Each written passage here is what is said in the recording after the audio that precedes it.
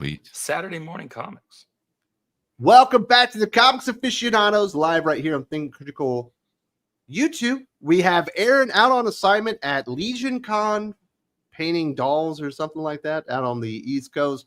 But we have some fantastic guests stepping in to talk about some comic books. Specifically, we'll hit up on Marvel, but I bet we'll do on some side adventures and have a good time. First time on the channel, we do have Andrew Rodriguez. You are the social media manager, lead editor for the Rippaverse.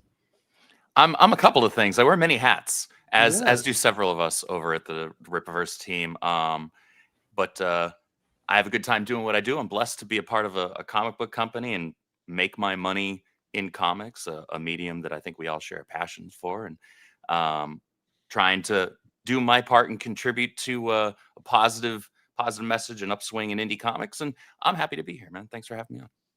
So you don't like spoilers at all?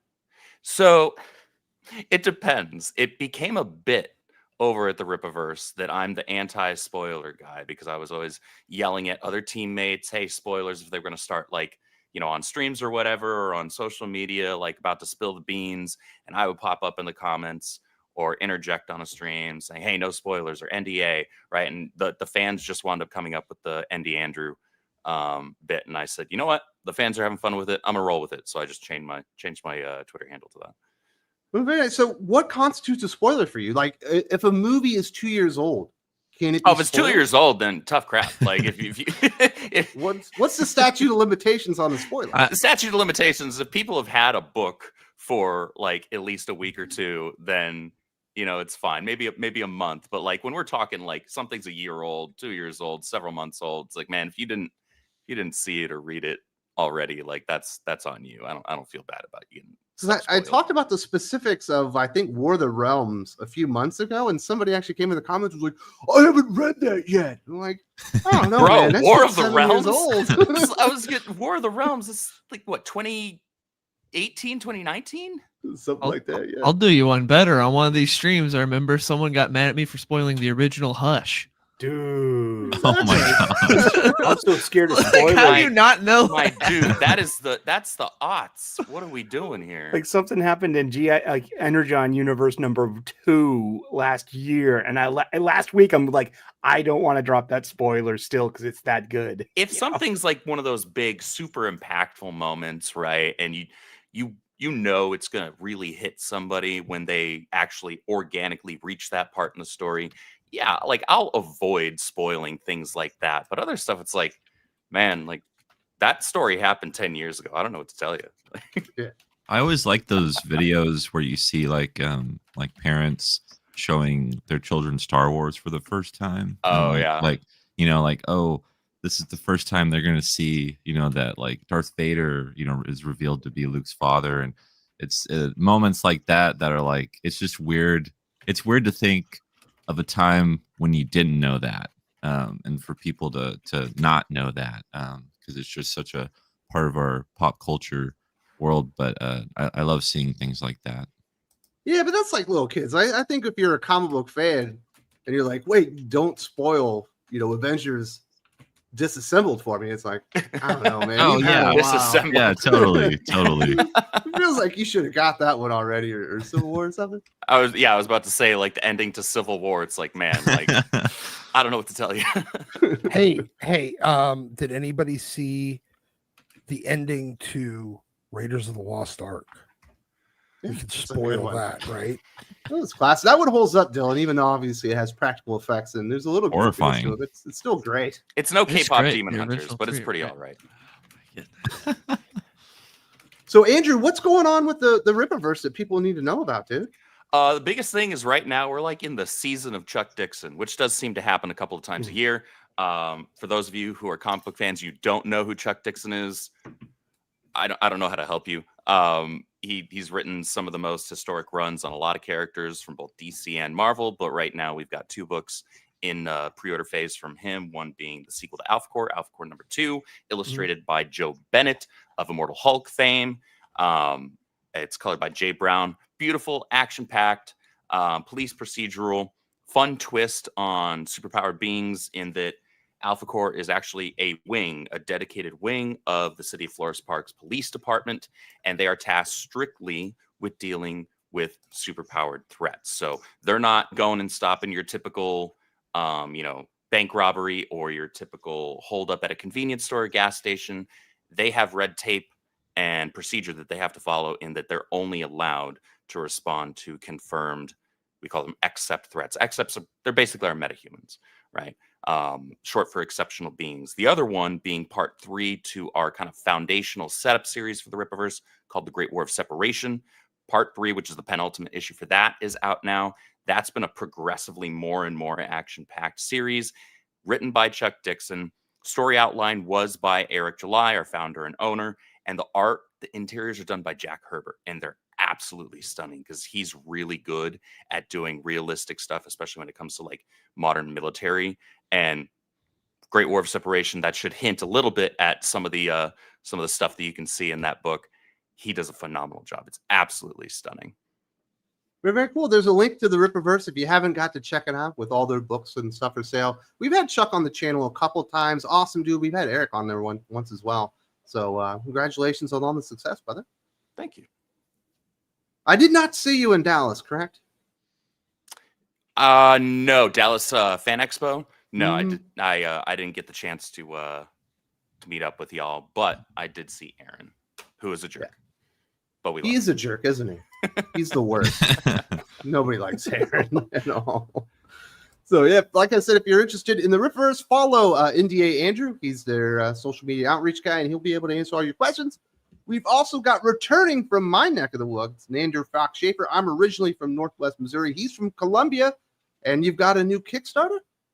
I sure do. So Seasons Volumes 1 and 2, the trade paperback collections of both volumes are on Kickstarter right now. We have 12 days left, so please go check it out. It's a supernatural graphic novel series about a character named Fletcher whose abilities change with every passing season. So my quick pitch for it is kind of James O'Barr's The Crow meets M. Night Shyamalan's Unbreakable. So it's kind of a grounded superhero story, but with none of the window dressing of a regular superhero story. And it's very character driven.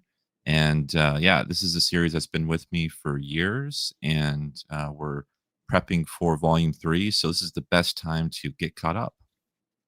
Very, very cool. I remember watching Unbreakable, and then like, I don't know, halfway through it, I was like, this is a fucking superhero movie? Yeah. What is going on here? I know. It's such a layered film. I love that film so much. I feel like, comic book fans, like, you can enjoy it if you are one or not, but if you are, it's like you get so much more out of it. And to this day, I still find it to be very, very compelling. And I think it does a lot of things right. And it's just a very interesting film. So what do you think? Is that his best movie, or is it like Sixth Sense, maybe Signs? I guess the other one would be Split, maybe? Yeah, I'd probably say my favorite is probably Unbreakable or Signs. I really do enjoy that one.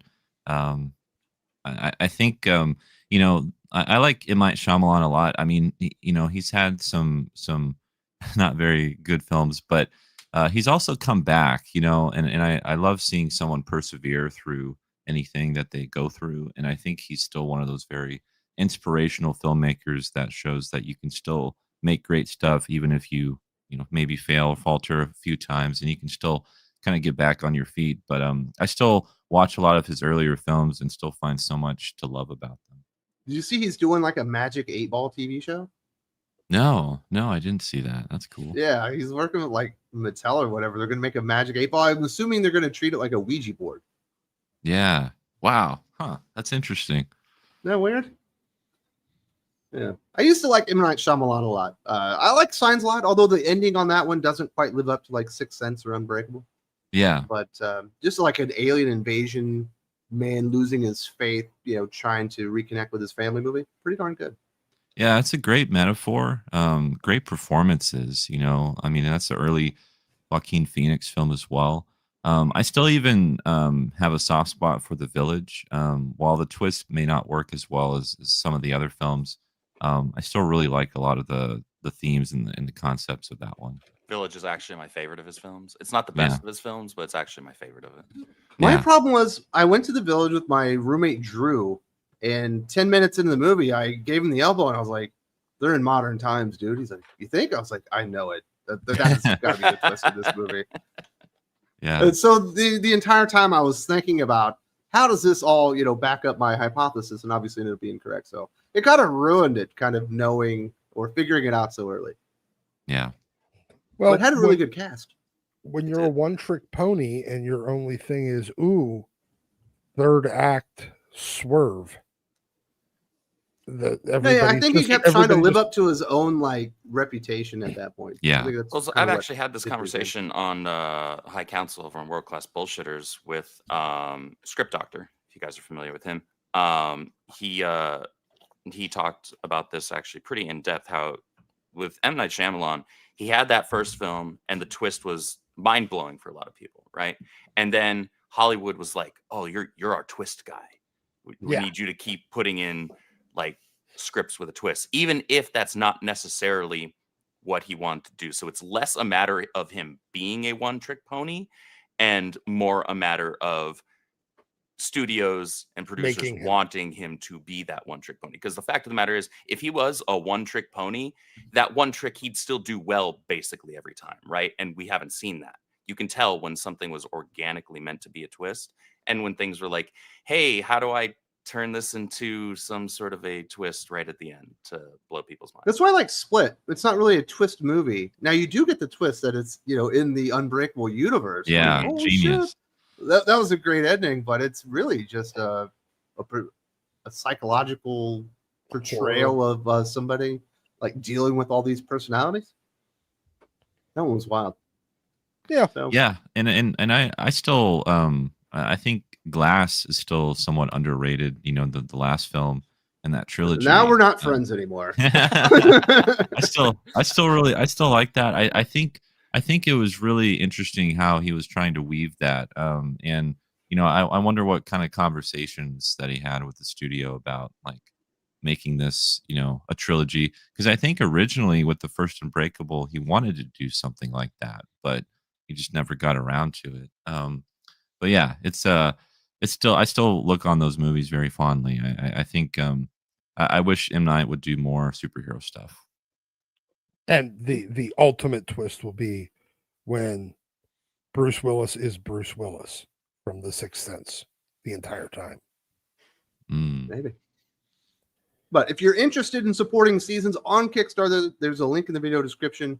I definitely go and support Nander. Got 2 weeks left, or a little less than 2 weeks at this point, right?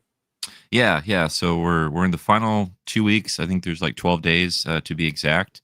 And I'll be on a few other shows in the next few weeks. But yeah, definitely go check it out. I think it's the best deal in indie comics, where you get over 200 pages for $30, or over 100 pages for $15. You can also, if you're a digital reader, I have PDFs of both volumes on there. So go check that out. And yeah, we have some great variant covers, some original art tiers.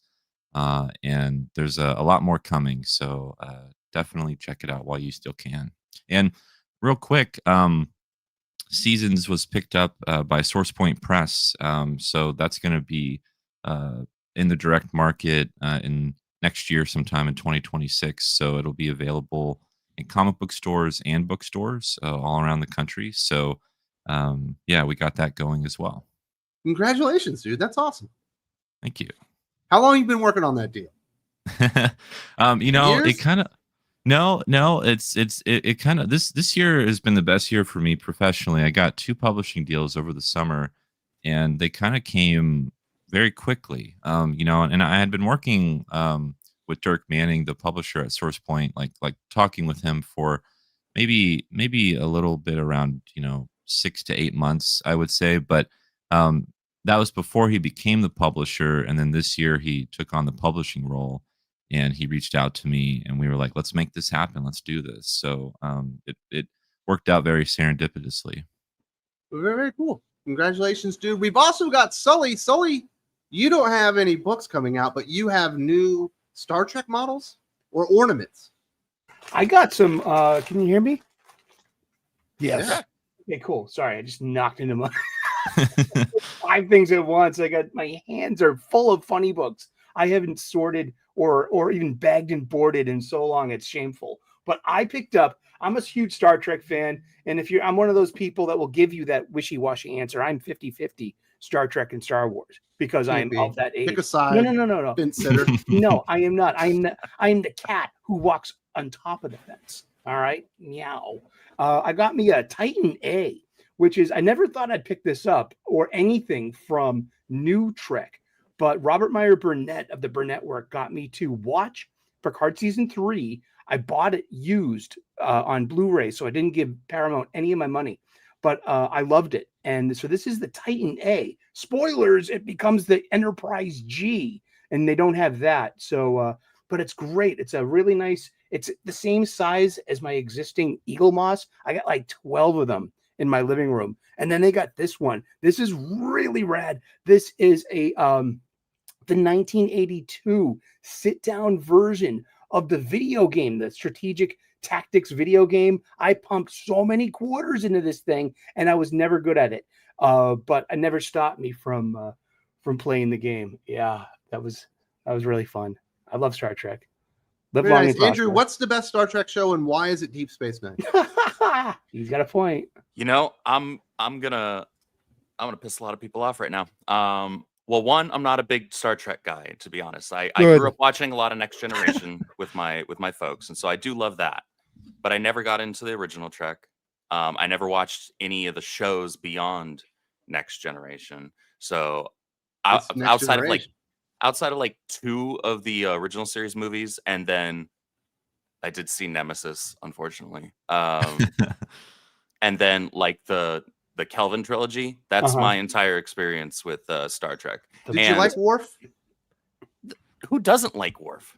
Exactly. Well, if you like Worf, he shows up in, I think, season 2 or 3 of Deep Space Nine, and it finishes his story to where he's no longer has imposter syndrome, and he becomes the ultimate embodiment of like Federation and like Klingon warrior values. Mm-hmm.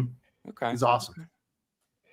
I don't care about space communism. Jeez, it's not communism when they have the replicator, dude. It's still communism. No, it's just communism. You don't have to grow anything. You just make it. It's communism that works because it's a post-scarcity society. Doc, New Trek doesn't count in our house here. You know, it's only 1966 to 2005. The real Trek. There are 735 hours of real Trek. All right. And I have them all. It's still space communism. It's post-scarcity. Don't be such a Nander. What do you think is the best fucking Star Trek show then? I'm a Next Generation fan. I as well grew up watching that with my folks, but my dad grew up watching the original Star Trek as well, so I know that's his favorite. But yeah, I'm definitely more of a Star Wars fan. I've always tried like sometimes I'm like, I'm gonna try to get into Star Trek. I'm gonna try to get more into it, and like I'll try to watch a few things, and I don't know, it's just not for me. Like I can't really get into it. But one of these days, I hope to sit down and watch the Next Generation series, from start to finish, and see if that will kind of like keep me more engaged. Cool, because it's a good show. One thing that I want to get that will like really finish I have like this complete collection out in my living room. Next con I go to, I love hitting up the bootleg DVD and Blu-ray guy. I want to get a copy, see if they have it, of Star Trek Continues. It was this fan film that was made maybe like 10 years ago with Vic Mignogna as Captain Kirk. And it was like year 4 of their 4-year voyage. And it had the same production values. And it was shot like 10 years ago, but it was so easy and affordable to replicate the real kind of look and feel of the sets, of the costumes and the sound design. It was really, really fun. And it's because you just have to like shake around when something's happening. They're shooting us. Come on. Yeah, it's really fun. It's so good that I didn't watch the last 3 episodes because I'm saving it. It was so good that you didn't finish it. I seen the Firefly. Dude, I'm waiting for that perfect nerdy girl to hang out with to watch the last 3 episodes of Firefly with on the couch. I'm the last 3 episodes of Firefly are the movie Serenity. What are you talking about? You got me there. That's true. You didn't get to Serenity? I seen the movies. I watched Serenity before. Oh, I well, you've watched seen the end of show. Firefly then. What are you Well, talking yeah, but I mean, poser? I got the box set of Firefly pretty cheap off of Amazon one day. I'm into getting physical media. It looks like a Blockbuster out in my living room. And Do you think Firefly is as good as Star Trek? I think Firefly is just it's its own thing, man. And it's I'm really forcing good. you to compare. What do you think is better? Star Trek Firefly. obviously, because I have more gear. You know what I mean? I think Firefly is better because it's quality from the very beginning to end, Mhm. but I it's think so limited that it never got bad. It was And probably, it's realistic. it'd be more fair to compare Firefly to something such as The Prisoner, which only had 17 episodes in one season. For like brevity's sake, you have this limited amount of great episodes. It never had a chance to have like failing returns. You know, Mhm. it remains like top shelf. Yeah, people always want, like, at least a lot of people that I know that are big Firefly fans, they'll always talk about, man, I wish we had gotten so much more. And it's like, I can understand that. It's this thing you love. You want more of it, sure. But you also didn't end up running into the issue where it just kind of started recycling itself and running into the issue that a lot of long running IPs do, which is it starts just kind of sucking after a while because writers can only most often have so many stories in them that are actually good. And so I'm okay with Firefly being the length that it is because I'm a big fan of that and anime like Cowboy Bebop and Outlaw Star. So it's nice and short and sweet. And yes, there's that part of me that wants more, but at the same time, it's like, yeah, but what I have is pretty dang awesome. Oh yeah, I can watch the entire thing. Essentially, I think I do at this point every single year. I watch the entire series in the movie. Same thing with Lord of the Rings. Yeah, I watch Lord of the Rings yearly with the extended cut. That's the only way to watch them. You start it at 7 o'clock in the worst way to morning, watch it. and it's over by like 8:39 in the nighttime, depending on how many intermissions you take. And just and watching it with the cast commentary is the best experience ever. Dylan, you're never going to turn to that kind of nerd, are you? Watching the Lord of the Rings extended cuts every year. With the fucking cast commentary. No, Oh, thank God. it's too much. Dude, you're a big fan of the Joe Rogan, right? I occasionally listen, but no, I'm not a regular Rogan listener. Did you listen to his recent Elon Musk episode? I can't listen to Elon Musk. That guy sounds retarded when he talks. He does have a lispy thing with his voice. And Rogan will say the most basic thing to him, and he'll go, and he pauses for like 5 minutes before he gives you the most basic answer. I can't listen to that guy talk. Well, the end of it, they started talking about AI and like the best case scenario, and it was described as AI basically takes over the economy and generates so much wealth that nobody has to work, but we all get like just enormous amounts of money, but you don't have to work for it anymore. And they thought it was like utopia. I was like, man, that sounds like the worst case scenario for me.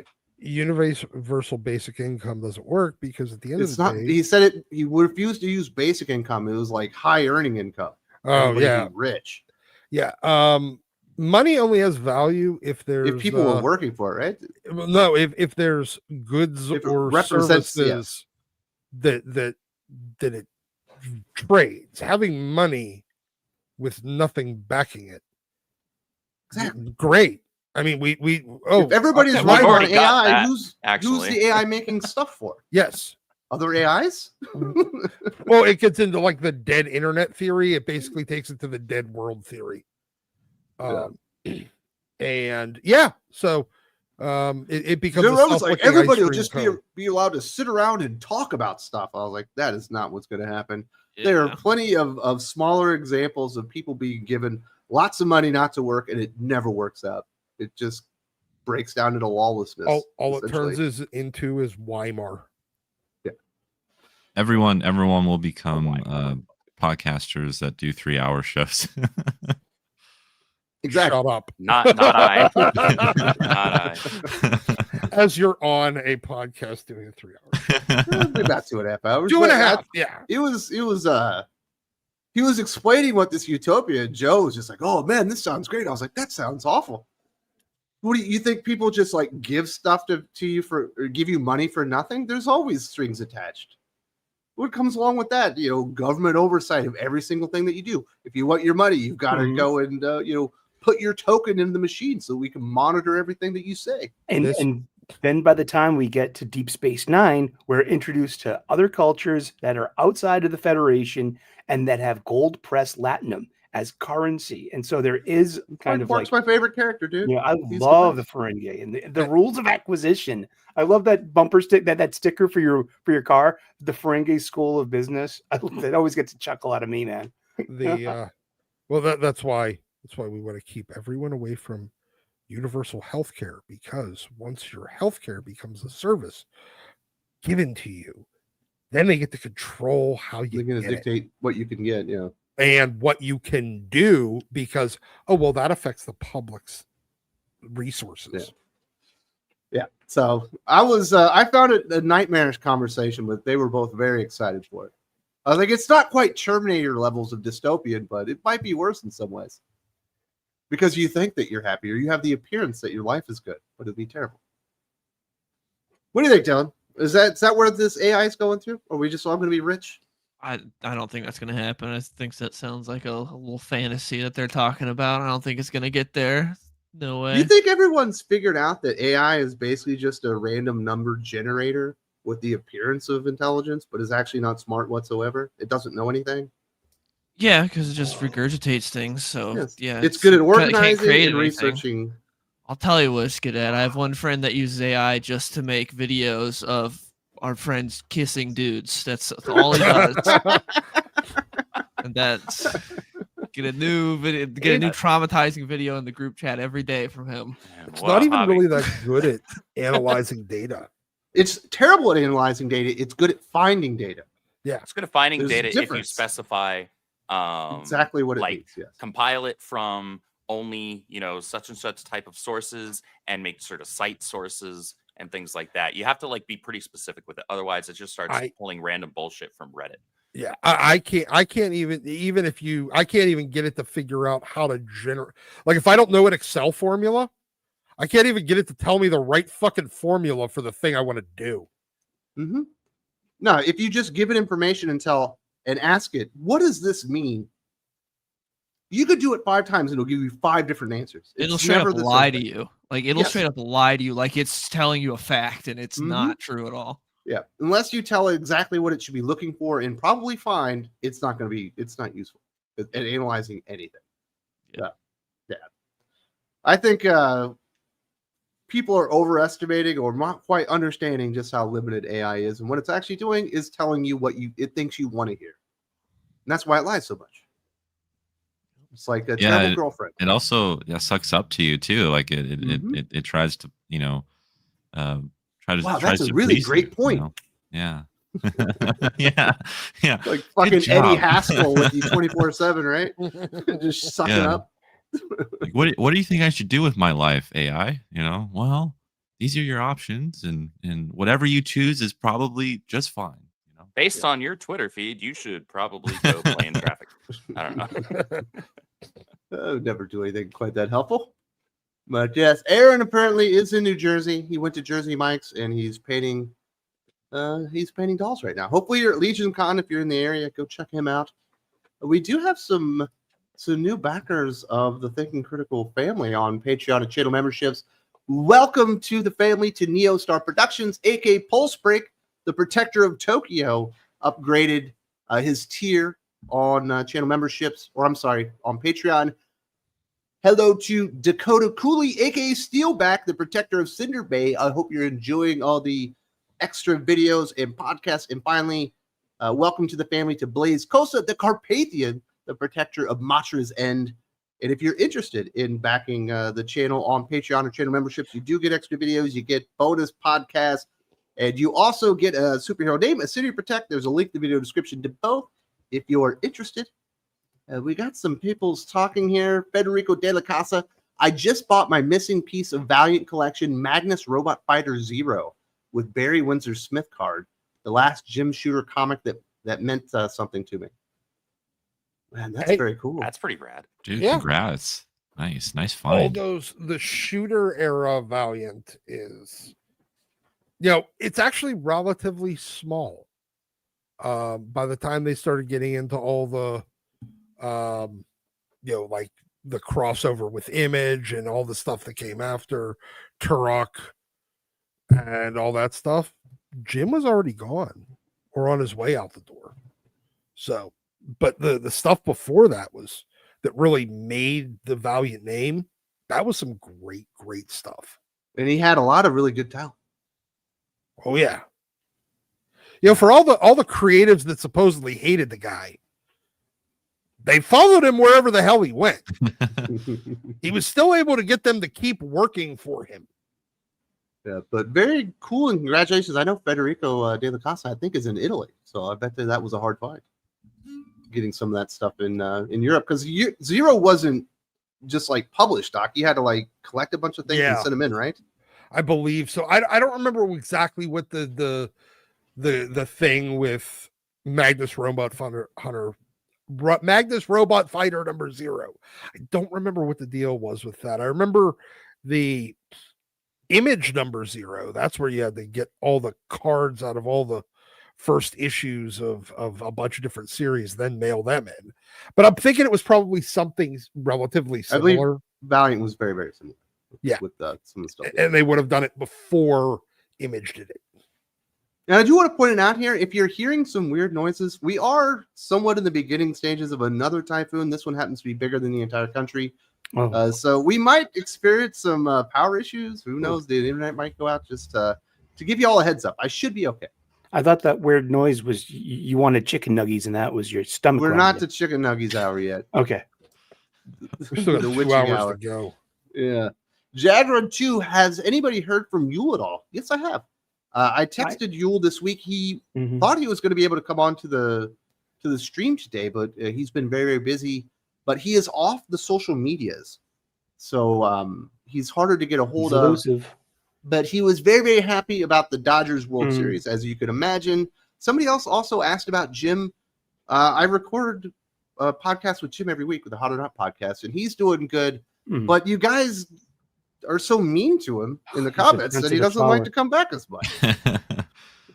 Plus, Jim has some stuff going on the weekends for the most part. I didn't see any of the post World Series celebrations this year. Did anybody else blow their hand off with fireworks like last time? Not that I know of, but I'm in another country, dude. Okay. If anybody knows about someone getting their hand blown off celebrating the World Series, it's Dylan. Did it happen? Not that I know of. No, I don't think anyone pulled a Jason Pierre-Paul. No, there was a dude that did it last time the Dodgers won the series. He was throwing fireworks in the street, and it literally just blew up in his hand. That's a bad day. Oh, he lost. He was bleeding. And then Shenanigan says, so through January 2026, any Marvel series you guys are excited for? For me, it's Iron Man with Williamson and the new Doctor Strange series. Beyond that, it's kind of meh. I'm with you on the Josh Williamson Iron Man, but I don't think that comes out in January 2026. Who's on Doctor Strange? It does. It does? Is it in January? I thought it was in February for some reason. But who's on the next Doctor Strange? I have no idea. Isn't it Derek Landy writing it? Yes, I think you are correct. Yeah. Oh God, no. I don't want that. He's Marvel Comics. Yeah, I think that's who it is. He's like the Doctor Strange guy now. Wonderful. Yeah, but I don't know. There's I guess Infernal Hulk is the other book that I'm kind of looking forward to. Me too. Probably the most. Yeah. And I don't know when Benjamin Percy. I know he's doing the Punisher Red Band right now, but the new Punisher series, I think that's in maybe March or February. I'm not sure, but that's exciting. And then, I mean, the Ultimate stuff is still happening too, but yeah, there's still a few books that I will be picking up in January. You're excited for Ultimate Endgame? Yes, I haven't been this excited for a Marvel event in years. I'm really stoked for it. It's because their events have sucked for years.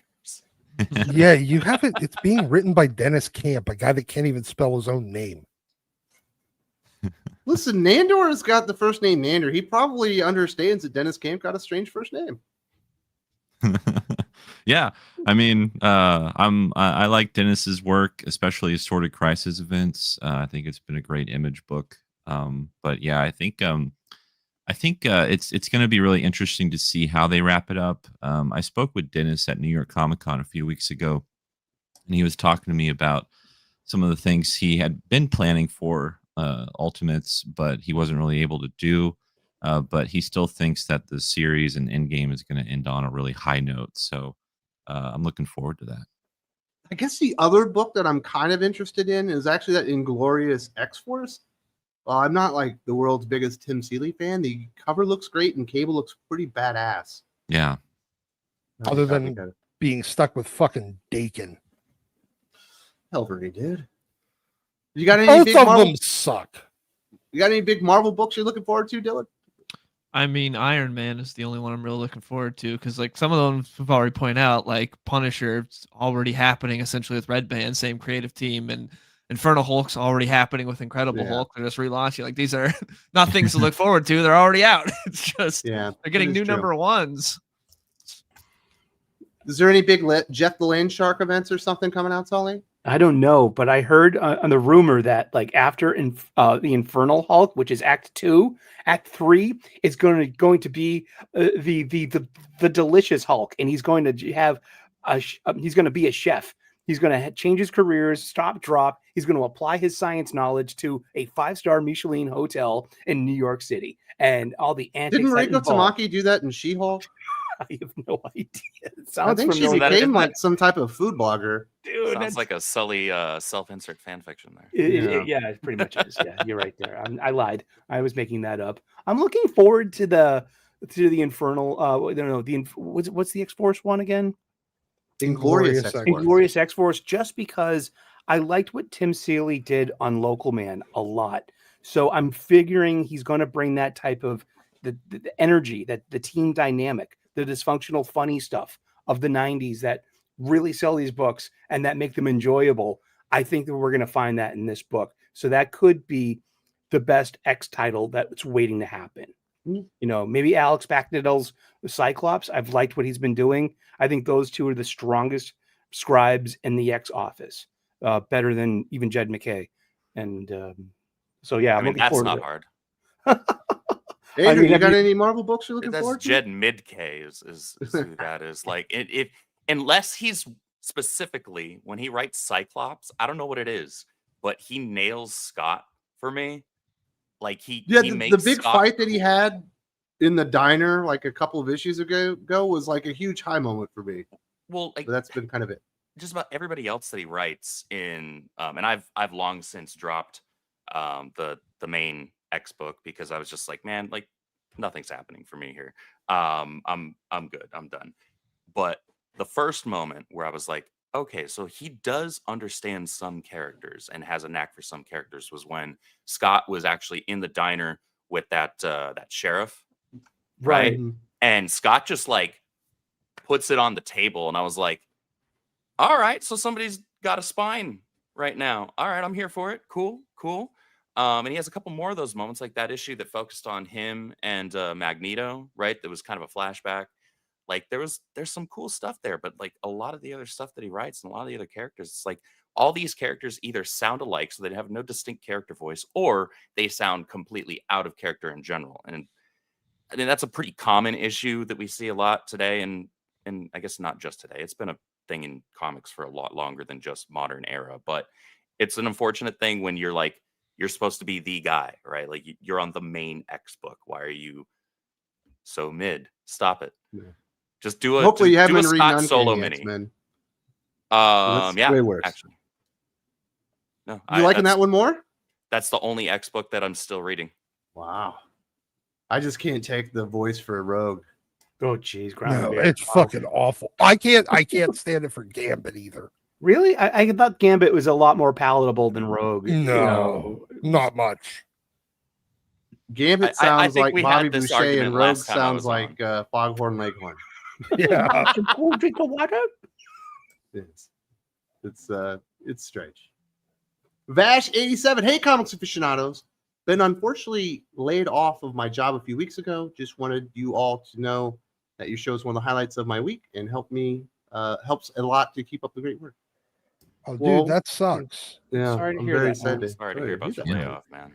And good luck out there. It's and don't be afraid to try something new. I'm a tradesman and I'm a chef, and we're always looking for new people. You could if you get desperate enough, go to a restaurant and talk to the chef. He's got a job for you.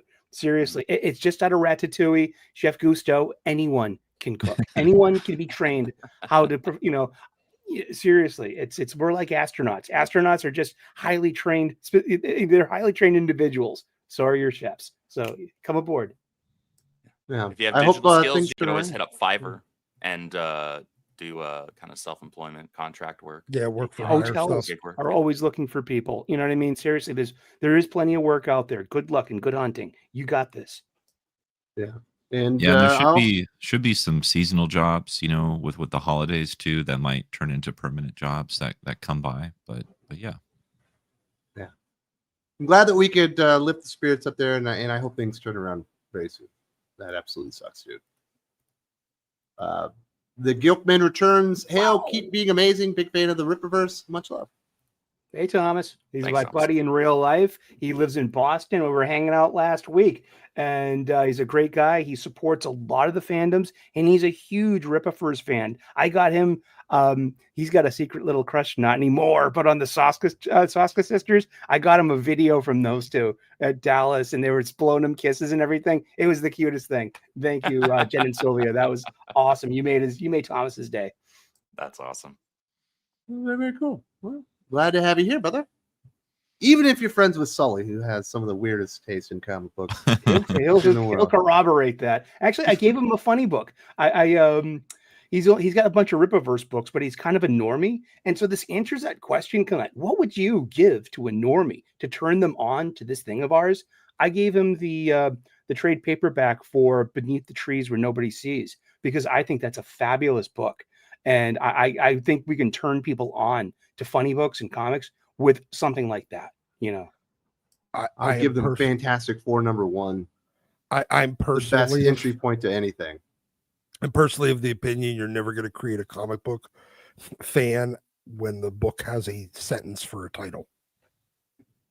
There are too many books where they have sentences for titles. Way Tell that, too many. tell that to manga and anime I fans. was They've gonna got say. paragraphs. I know. I understand it, but I don't consider those comic books. Well, in there might be words or terms that become full sentences. Like there's a term here called doklat, which in English means I just poked myself in the eye.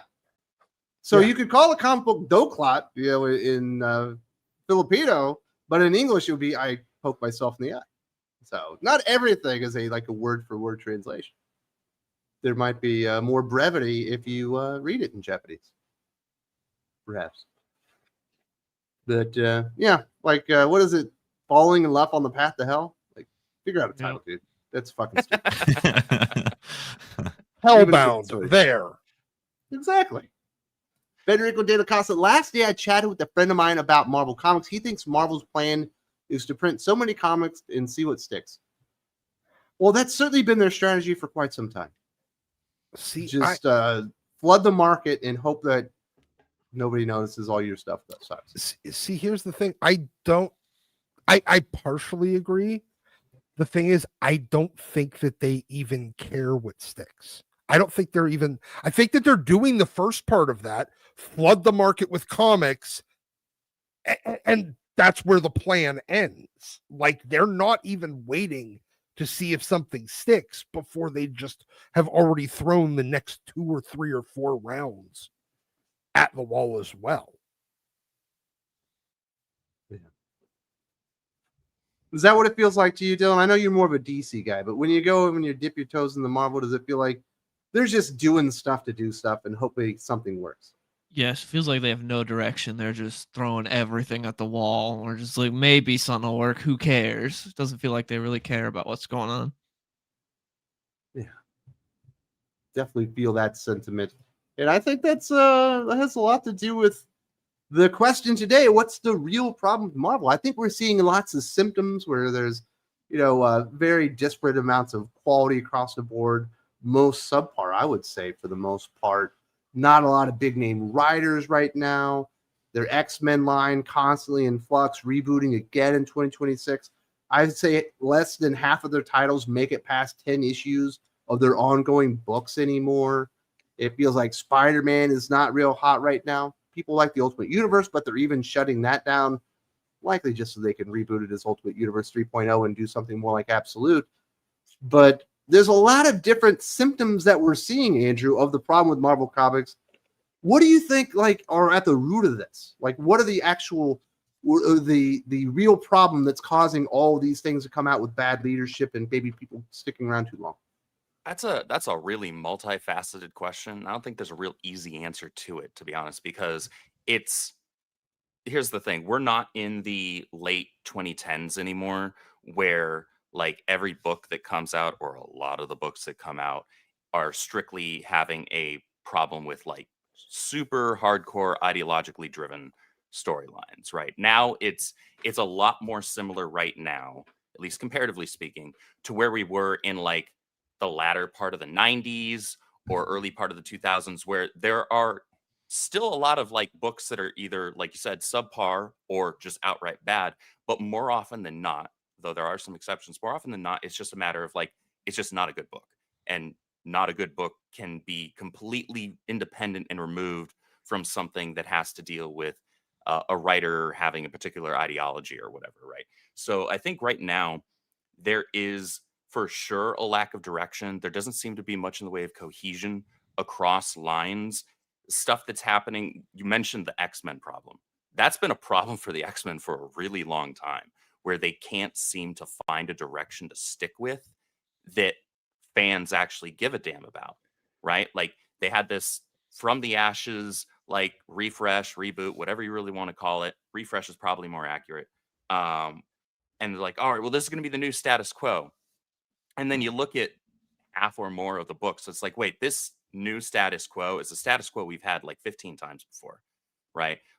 Oh, we're doing and not even from an ideologically driven perspective, we're doing, oh, well, mutants are oppressed and looked down upon. It's man, this is 2025.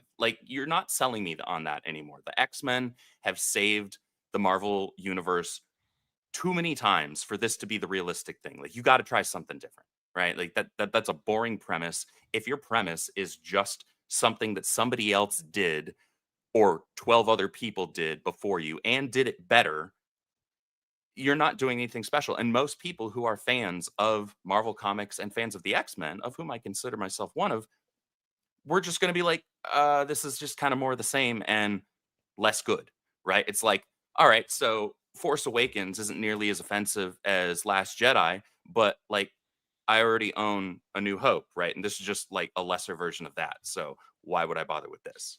Give me something actually new, right? And there's a lot of stuff when it comes to, obviously, Spider-Man's editorial office is an absolute nightmare, and it has been for a really long time. I will say that the current thing going on right now, where they're splitting, you have actual Peter out in space, and then you have Norman standing in for him, and then you have Ben over here on the side as well.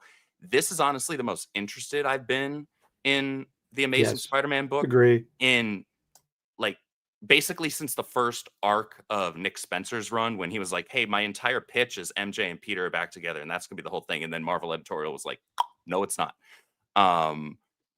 Because what you have right now, and it's really interesting because Peter is having more Amazing Spider-Man adventures off in space outside of his normal friendly neighborhood setting right now than he has had in the friendly neighborhood setting in a really long time. And I think part of that is because he's being removed, cards as they're dealt. He's being removed from being in proximity to all the people that Marvel editorial, specifically the Spider-Man office, likes to lean into to have dumb drama. Not good drama, because there's plenty of Spider-Man comics with good drama.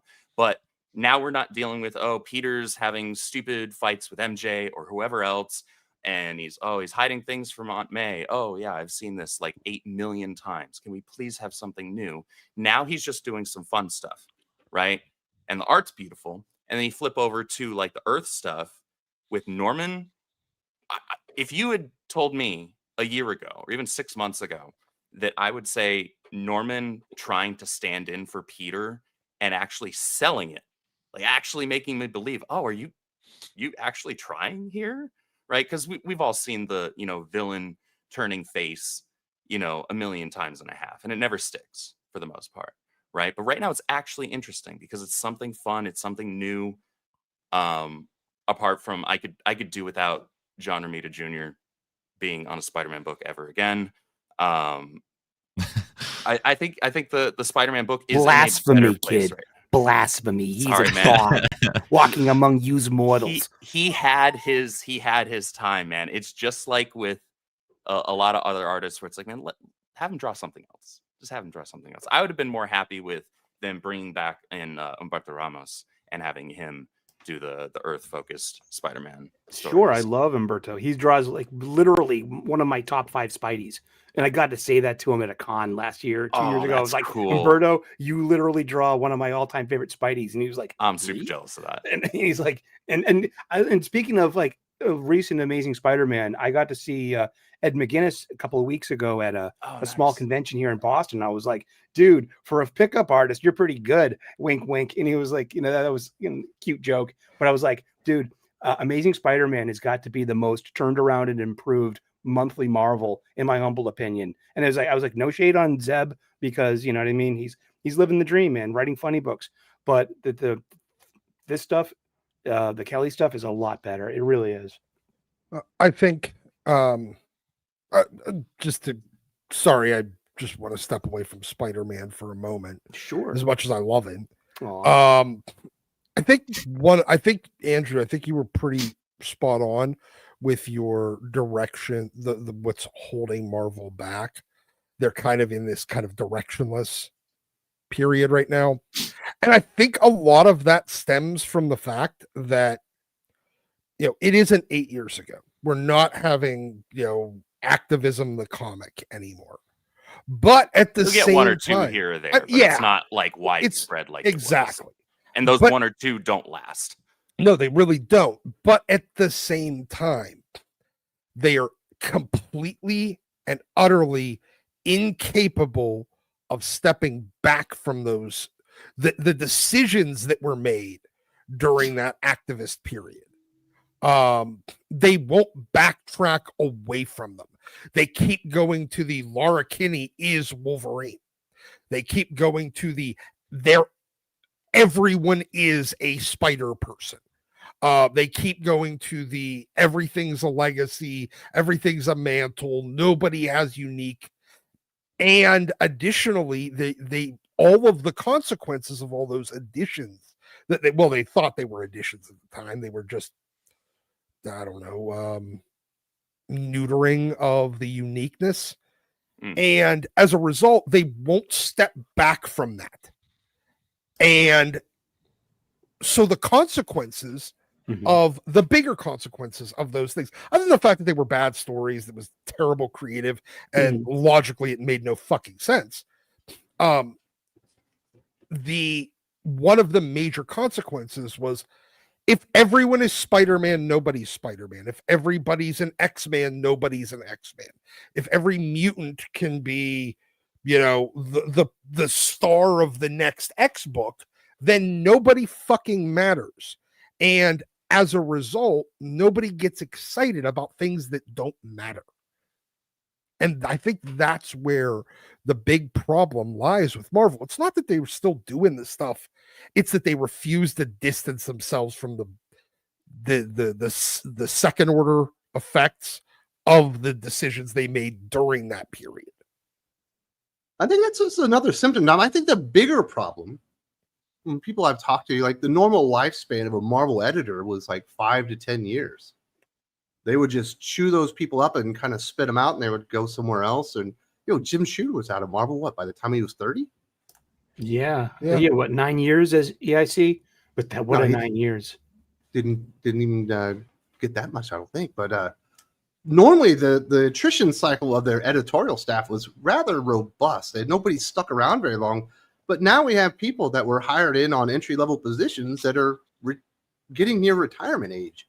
They're not leaving. They're not walking away. So you're never getting fresh people with fresh ideas, fresh perspectives.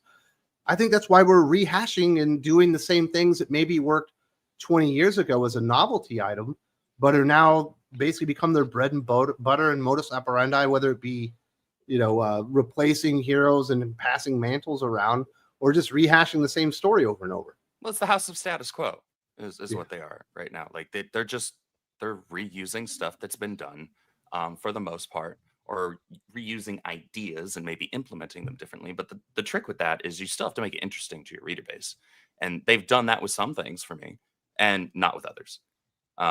Like I'm actually in the book's doing well enough, I guess, right now that it's not a super minority, but I'm in the, I would wager, minority on this panel, where I'm actually, one of my favorite books right now is All New Venom. I think that what they did, there was an opportunity there to tell an interesting story with MJ having the Venom symbiote. And there was an opportunity and a kind of a breaking point of like, all right, there's a thing that they need. If this is what we're doing, cards is dealt. There's something that they need to address in order to make this a valid story.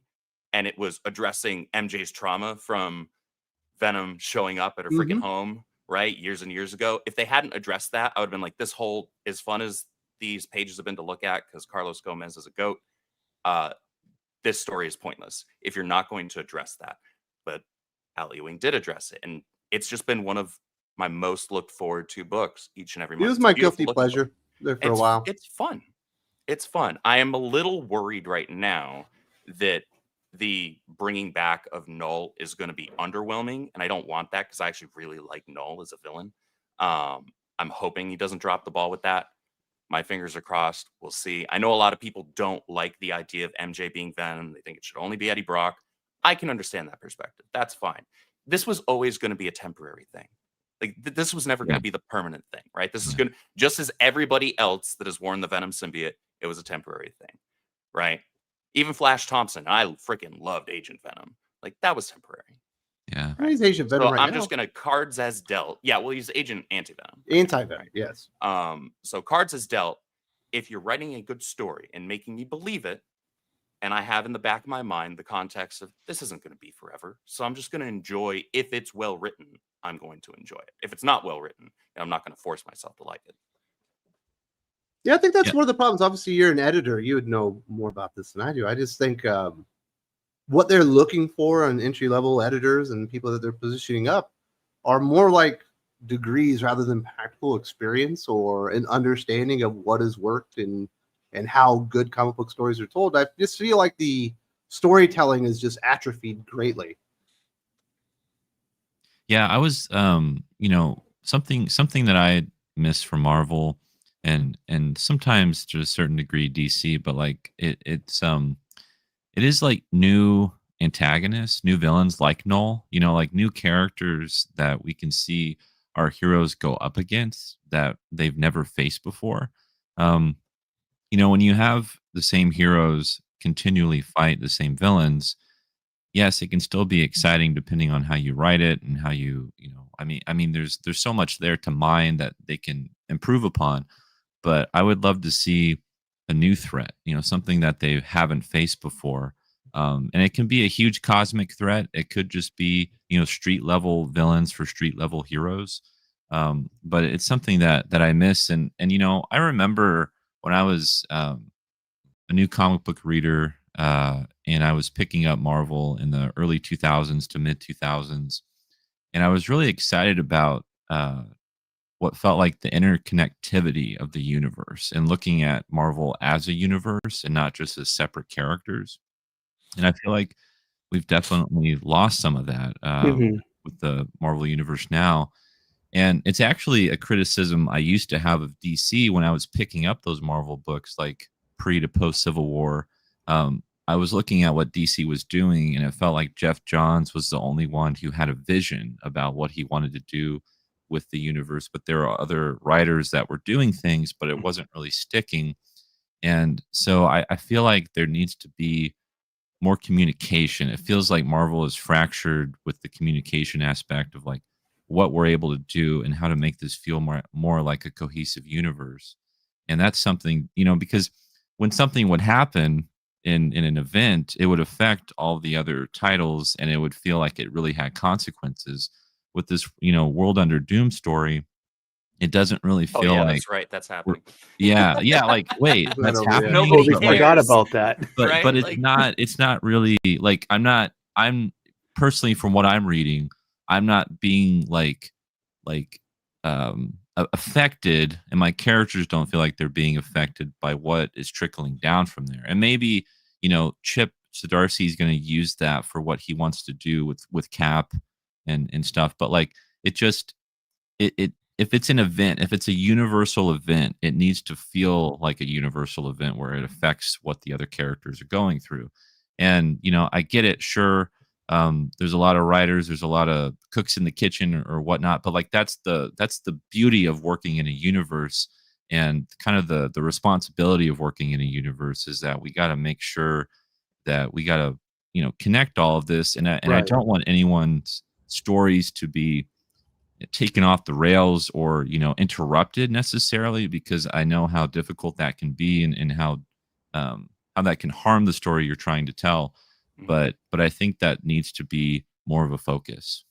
So that addresses two things really. That or rather addresses one thing and introduces another. The thing that it addresses, that goes back to the direction bit, right? So when you're working with an established expanding universe, if you have this world breaking or world shattering or world impacting event or multiversal impacting event, right?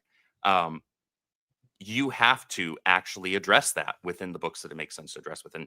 DC and Marvel used to do this a lot more often with their events, where it's like this event, it is a line wide event, and it felt like a line wide event, but it felt like it was something worthy of being an event. It felt special, right? It was Right, and- momentous. This is before they shifted into this, like, we're doing a new line wide event every 6 months, and one of Mhm. two things happens. Either you're derailing, just as you mentioned, you're derailing solo books for this thing that completely interrupts what I'm interested over here, or you're just like pushing people to have to buy into every single book now because there's a tie-in for everything, right? Yeah. And you That's end up where having people that's the where heart of the it's matter, like, right there. it's That's- like I don't care about these other books, right? And you're telling me I have to now, if I'm interested in this event at all, I now Mhm. have to check out all of these other books. I don't care about these other books. And why are you interrupting this story that I do enjoy? It's unnecessary. It's like One World Under Doom. I'm looking it up at League of Comic Geeks. It has 82 issues altogether. Because That's and crazy. Red Hulk, I have not read a single one. really, Red Hulk has been Ben Percy's Red Hulk has been a shining light in all of that, and that miasma of mandatory freaking tie-ins. But Mhm. it's just like, I think we come at it because we're fans. We're coming at it from continuity and through storytelling. And one thing about talking to Nander and Andrew right here, I'm seeing the generational difference too. I feel that, 25 years ago, you were catching on as young people, but we were, some of us were just like, your age now. And This was so my first comic book. you guys missed out on the newsstand days, which was the foundation of what we have now. So what I see is perhaps I'm thinking like Brevert and Cebulski and Nick Lowe, do their bosses think that they are failures? No, they are successes to their bosses. They're making money for the company. They are pushing product. They are using publication gimmicks to sell you funny books. And it's and on some level it is working, because they are keeping their jobs, and they probably do. And this is I'm not saying that as a good thing from us and our fans perspective. They probably don't care about continuity or about shepherding these wonderful characters, barely. They barely care about that. They're in the business end of this. It's I think sometimes we lose sight of that as fans, because we are so emotionally wrapped up in our collections and our lore and how cool this is and having these conversations. But for them, doing their job means, just selling copy, as it always been in the magazine business. I don't think their job right now is sell copy. I think it's just to put out as many comics. Comics has been deemed appropriate by the marketing division or whatever. And then from what I understand, they're not doing well. They're not losing money, but they are not just raking things in and hands over fist, and everybody's sitting on pins and needles at Marvel right now. But Adrian, are you reading the Amazing X-Men Age of Revelation stuff? That is yet another X-Men thing I don't really give a crap about that's happening right now. I read the X-Men of Apocalypse one shot, but that's because I love Simone de Mayo's art. Oh And I yeah, was that's I'm gonna get separate. that. That's X-Men. That's And Age of then Apocalypse. I think I've only picked up one issue, and it was the first one, and I'm just like, I just don't really care. The first issue of Amazing X-Men wasn't all that great, but we got the second issue this week, and I'm gonna do some spoilers here for you, Andrew. I hope you're okay with it. That's fine. But the big reveal is that they took Cyclops and Beast from our timeline, threw them 10 years in the future because things have gone off the rail because of Revelation. And the big reveal this week is they didn't actually bring Cyclops and Beast to the future to save the timeline. They sent the Cyclops and Beast from the future to the past to stop it from ever happening.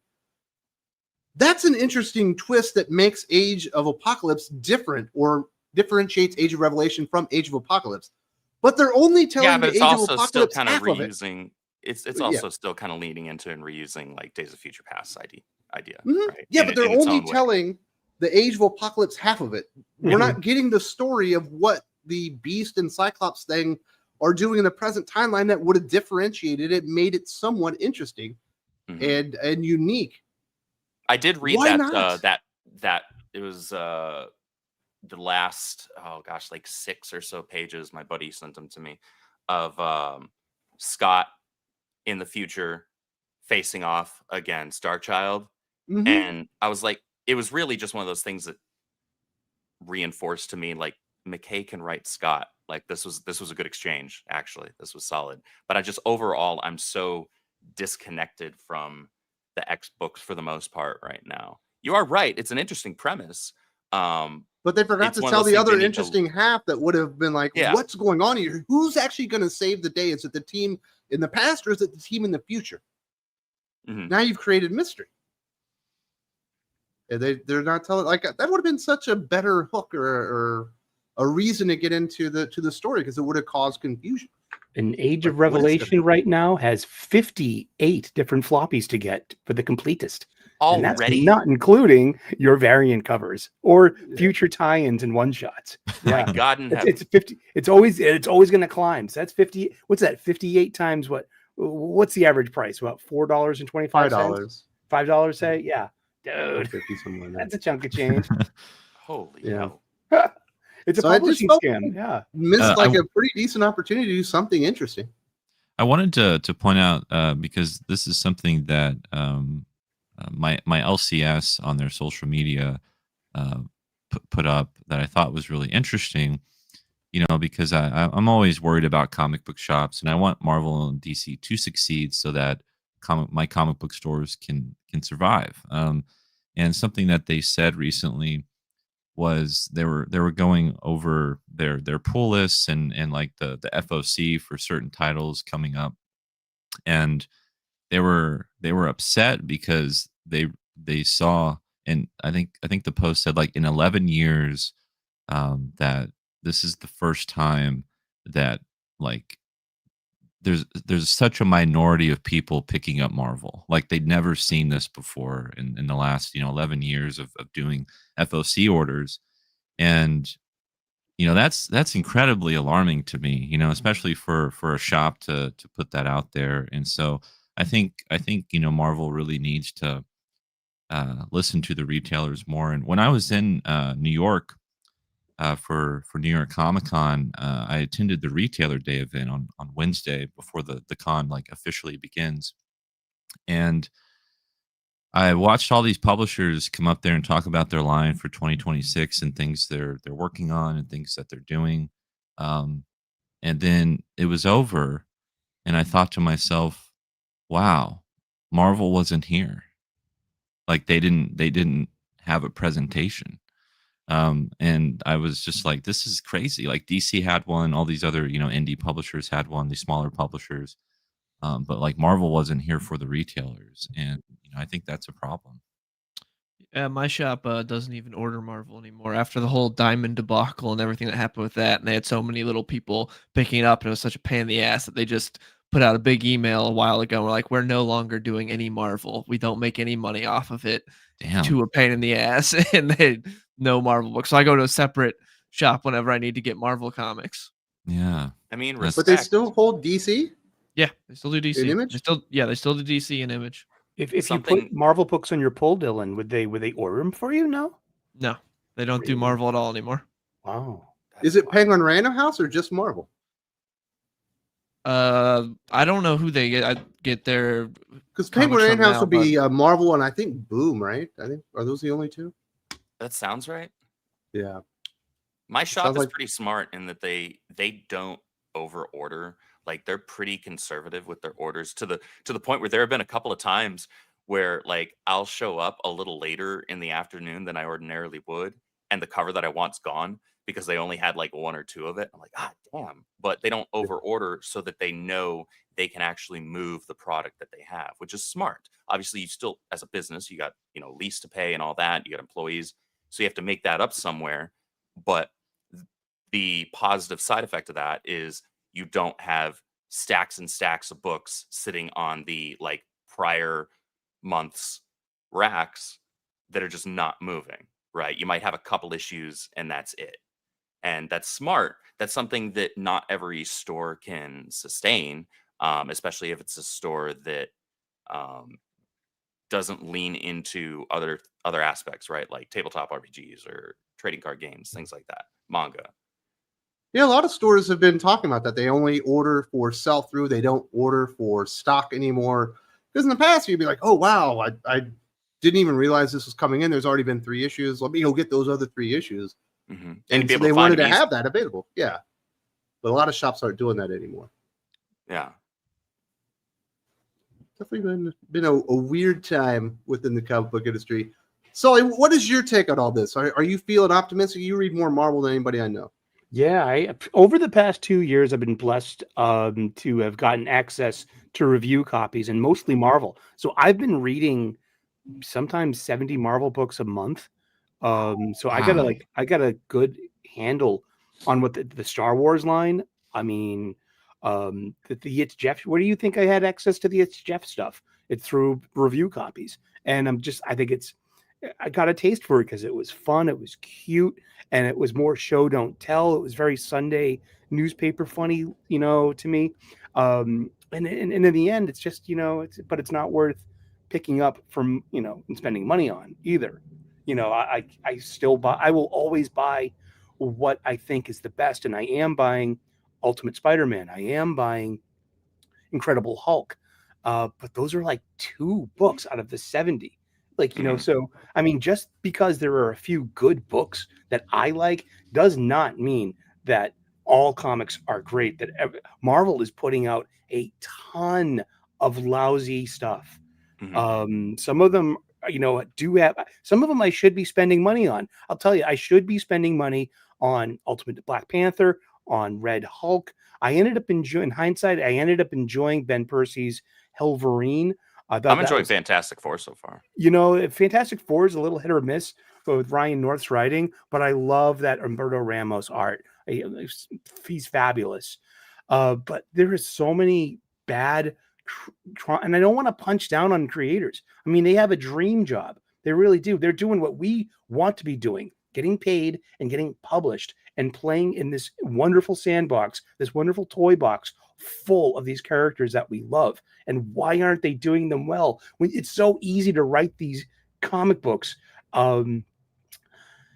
just a lot better? And I don't know, I watch a lot of Perch, and Perch has this thing like they are throwing out too many titles every week, and it's not 70 to 80 books a month. It's not on healthy average because Marvel. and then it comes down to our LCS, because they get stuck with the unsellable stuff, and without returnability, they're the ones that are going to suffer more than us, the fans. You know, And interesting with the 70 to 80 books, they did have. Remember that bloodbath at Marvel Comics where they wiped out their editorial staff and stuff. Same thing happened kind of at DC around the same time. They never hired new editors and stuff like that. They're just running on a skeleton crew, but doing the same amount of books. Insane. yeah, and it's one publication stunt after another just to get you the dwindling crowd to spend your money. I mean, I think Doc, correct me if I'm wrong. Your X-Men run was broken with what was it? A Jim Lee 1 in 1,000 foil variant that you just couldn't get. You know, Doc is gone. Doc. Oh my gosh, he's in Flavor Country. He fell eating a asleep. sandwich No. or He's in something. the waiting Doc room. has an impressive. Doc is a completist. He has one of the most impressive X-Men collections on the planet. You know, that's the rumor. But I mean, this is what the publication gimmicks are for. You know, the whale, the person that's going to come into your shop and spend and need that to scratch that itch, that this collector's thing that we have. You know, that this Those incentive variants. I call it this thing of ours, you know, and I'm ripping off all the mafia movies, but this is definitely this thing of ours. And variant covers are cool. I am a sucker for a foil variant. I really am. It's a weakness. Shiny. Name of my comic book review channel, actually. Foil variant. But it's like, you know, we never should forget that these people are just, you know, money loving whores. And they're going to try to push us stuff that we shouldn't want to buy. And they're going to flood these poor stores with their shelves with unsellable merchandise. And so, I mean, just because there are a few good comics out there doesn't mean that the industry's healthy from publishing to retail. And it does, you know, just, I don't see it. I would love to see like something like an anthology book out of Marvel where you can put like chapters of these books, and if they're good, if they sell, then you can collect them into a trade paperback, you know. And I think maybe they do have a kind of a model like that online. I mean, they are publishing and printing Marvel Unlimited runs, and they're not that good, but you know, but at least it's, you know, it's part of the, unfortunately, it's part of the supply chain. You know, Have you noticed that, Dylan? This is my theory: is they are not specifically. Like, I think it's a choice not to make books for readers anymore, that they are almost solely dependent on collectors. And that's why you see the evolution in bigger and bigger gimmicks. And you got to have, you know, 5 or 6 variant covers on a number 13 issue of no import, because they've gone all in on collectors to sell the same person multiple copies of the same comic book over and over again. Definitely feels like that. There's a ton of variant covers. There's interior variants now. There's blind bags. There's a million different ways to buy the same comic. And it also feels like a big problem Marvel has is they recognize that things aren't good and they try to sell you on when things were good. They're like, remember Marvel Zombies? We're doing that again. Remember Age of Apocalypse? It's back. Like they remember Planet Hulk? We got Planet She-Hulk as well. Like they're just constantly Remember trying to throw Clone you Saga? back. Oh, wait. War. They did Clone Inferno. Saga in Miles Morales, dude. I know. They that's did what it. I was. That's what I'm couldn't getting believe at. From the Ashes is originally that's a Jim that's a Chris Claremont line. Like when I caught on to X-Men as an 8-year-old back in the early 80s, that was Scott getting over the death of Jean and leaving the group and Storm becoming the leader of the X-Men. That was a great time. But once again, it's like I think that flew from under everyone's radar. It's like, wait a second, From the Ashes, that's been done. You know, that's Marvel's big thing is the recycle and just Status quo. And at Marvel, you think there should be a bare minimum of like we gotta at least have like at DC, Trinity should always have a good book out. Like at Marvel, you think there should be a solid Spider-Man book, a solid X-Men, a solid Wolverine, but it seems like that's not the case at all. Ultimate Wolverine's good, at least to me. Yeah, I enjoy it, Ultimate but Wolverine, like but main that's universe, ending soon. Yeah, in main universe, I get what you're saying, and unfortunately, when you bring up DC with that, well, Wonder Woman hasn't had a good like main universe book. in Yeah, a but very long Absolute time. Wonder Woman's good at least. Absolute It's a Wonder very Woman's good book. fantastic, and That's it easily the pains best me- Absolute book. It pains me to say that because it's Kelly Thompson writing it. But between Absolute Wonder Woman and the It's Jeff like one shots, she's somehow like ratio wise putting out more good books that I enjoy right now than a lot of other people. In my humble Well- opinion, Kelly's the second best female writer out there after G. Willow Wilson. Seriously, I'll say that. And Birds of I Prey. still doing picked up Birds of issue Prey. 1 of Black Ugh. Cat. I know, and the Scarlet mini that always leaves a bad taste in my mouth too. You don't like Black Cat with Gleb Melnikov? It's okay. It's fine. It was It's fine. very middle of the road. It wasn't bad. It was inoffensive. It's The art very was solid. jokey. Yeah, like- it was just like I don't know. I'm one of those people that I don't need to be sold on having characters like Felicia Hardy or Selena Kyle be like pseudo good guys. I prefer them being villains. Yeah, she's kind of doing, I guess, like a Thunderbolts routine where she's doing the good guy thing so she can get back to doing bad things. I think She's what the flip premise flopped on that like so many times in just the last 10 years of just kind of like over it. But the book was fine. I like Gleb Melnikov a lot as an artist. Yeah. But it's definitely not my favorite book. But as far as Marvel goes, it might be in my like top 5 or 10. Well, what I'm reading mean, right now. when you're setting a bar that is kind of subterranean at times, you know, it's Yeah. even That's the the sucky- devil himself can jump over it. So The sucky thing, Dylan, is because they had like a really cool Star Wars line there for like 4 years. Well, maybe not really cool, but a cool Star Wars line. There was always like 2 or 3 books you could read. I think in January they're putting out 3 Star Wars books total. Yeah, they basically had gave up on it. at first they had a really good Star Wars line, then it dwindled down, but at least like the lineage of Vader was really good. Like you had Yeah. like each new series of Vader was good, was like was So you got the actually really Dennis Hopeless enjoyable. Hallam, yeah. Yeah, and now there's just nothing, and it's very disappointing because they could really take advantage of that. And also, I wish they would just go beyond and go to different reaches of the Star Wars universe to tell stories instead, just like with the movies and shows. They kind of the same tried things and failed. over and over again. And Like it's- High Republic, that was a swing and a miss. I mean, seriously, Dark Horse has a High Republic license, and they're doing the exact same era stories. It's like you have this window of a couple of 100 years. I mean, you got Kevin Scott basically writing the same story on Marvel and over on Dark Horse. I'm like, can't you just But mix it up a little bit? High Republic is essentially just being like, no, we can do something better than Old Republic, and it's stupid. Mid Republic, more like it. They went on Disagree, a hard disagree. the idea you- of the High Republic era was fine, but the stories and the characters that they pushed that Just era right. with were Just nobody cared. One look at those designs, and you don't want to read it. It looks Yeah. terrible. So, Nana, Absolutely. you're a big fan of the High Republic comics? Yeah, I mean, I haven't read all of them, but I followed a lot of the novels and tried to read the comics and the novels in tandem. You And I gotta read really, books. yeah, I read actual books. No, but I love No Star pictures? Wars books. You know, and I think it was the second phase of the High Republic where things got a little shaky, and then as they got back to because it was like they went to like a prequel like sensibility of like this is what happened before phase 1, and I thought it was kind of confusing, but there are certain characters that I really enjoyed, and there are certain writers that only can bring the High Republic out and make it shine, like Charles Soule or Kevin Scott.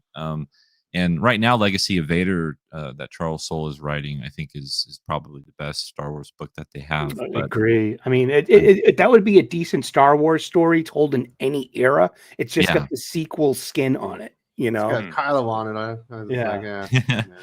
well, he's I the I only. tried reading Jedi Knights there for a minute. He was all right. Yeah, and I'm I'm a big fan of the prequel era, so I enjoy Jedi Once Knights. Yaddle showed up, I jettisoned though. Yeah, I wanted to see Dooku take her head off. Yeah. I like Dooku, man. He's like one of my favorite Star Wars bad guys. Oh yeah. Did you see they've he's got a great. Jedi Dooku fucking action figure coming, dude? Really? Oh man. Yes, not Count Dooku, but like Jedi Dooku. Jedi Dooku. Hmm. Mm-hmm. That'd be pretty cool. So, Nader, you said you like the Star Wars books a lot. Yes. Yeah. I imagine yeah, I haven't read quite as many as you. I've got into Star Wars books myself. Although right now I'm on the Red Rising fucking series. It's pretty cool. But Cool. mine is the Bane trilogy is my favorite set Yes. of Star Wars books. Yeah, absolutely epic. Yeah, I think not to flex, but I think I've read around like 60 or 70 Star Wars novels. So I've been obsessed with reading Star Wars books for years, and the Bane trilogy. Drew Karpyshyn is just an amazing writer, and that one, and then like the Darth Plagueis novel by James Luceno is fantastic. I just finished the series where Jason Solo goes evil. Oh, those yeah. are good ones. Yeah. Karen Travis, I think, is in there. Yes, yeah, yeah. They had a great team of writers that they would alternate, like with the New Republic stuff and like Legacy of the Force. That whole series was amazing, and yeah, I really love the expanded universe. Like I have a soft spot for a lot of those books. Dylan, you're always talking about the Commandos book? Yes, the Republic Commando books from Karen Travis. Yeah, those are really good. Yeah, those are fantastic. Yeah. Why can't they get those people to come write comic books? That's what we need. Yeah. Unfortunately, Filoni screwed up at all the work Karen Travis did for the Mandalorian lore. She did a lot of really cool That's the set of stuff. books I read. Yeah, Legacy of the Force. Yeah. That was a long undertaking. It took me like months to get through all that. Yeah, it's a lot. It's a lot. And I love the great thing about the expanding universe. I'm still glad we have it because going back to those books and seeing what could have been or what they were playing with. I mean, not every decision they made was great, but it was still I feel like such a better story. Like I wouldn't mind the sequel trilogy if it was a better story. I wouldn't mind if they took the expanded universe out if they gave us something better, but it's really hard to try to compare the two because of how much depth there really was through all those novels. Yeah, and the next thing you know, fucking Palpatine's back. Like, Yeah. where did this come Somehow, from? Palpatine, somehow he has returned. We can't hit at this for the first few movies. like we did have the Dark Empire comic book series where there was a Palpatine clone, and so like it had been done, and that's the other thing. Like a lot of the sequel stuff is just kind of taking from the expanded universe. No, you're wrong. There's no source material. Remember, None. Captain Kennedy told us there's none at all. It's really hard. No source guys. material, We have a but bunch wink, of wink. material. I mean, it seems like just a year ago, Star Wars on Marvel Comics, where they had like 10 books a month. And it was just like, I mean, and it's so diluted. And like, what is the real problem with Marvel? You can't put out one decent Star Wars book monthly. I mean, I'm from this age.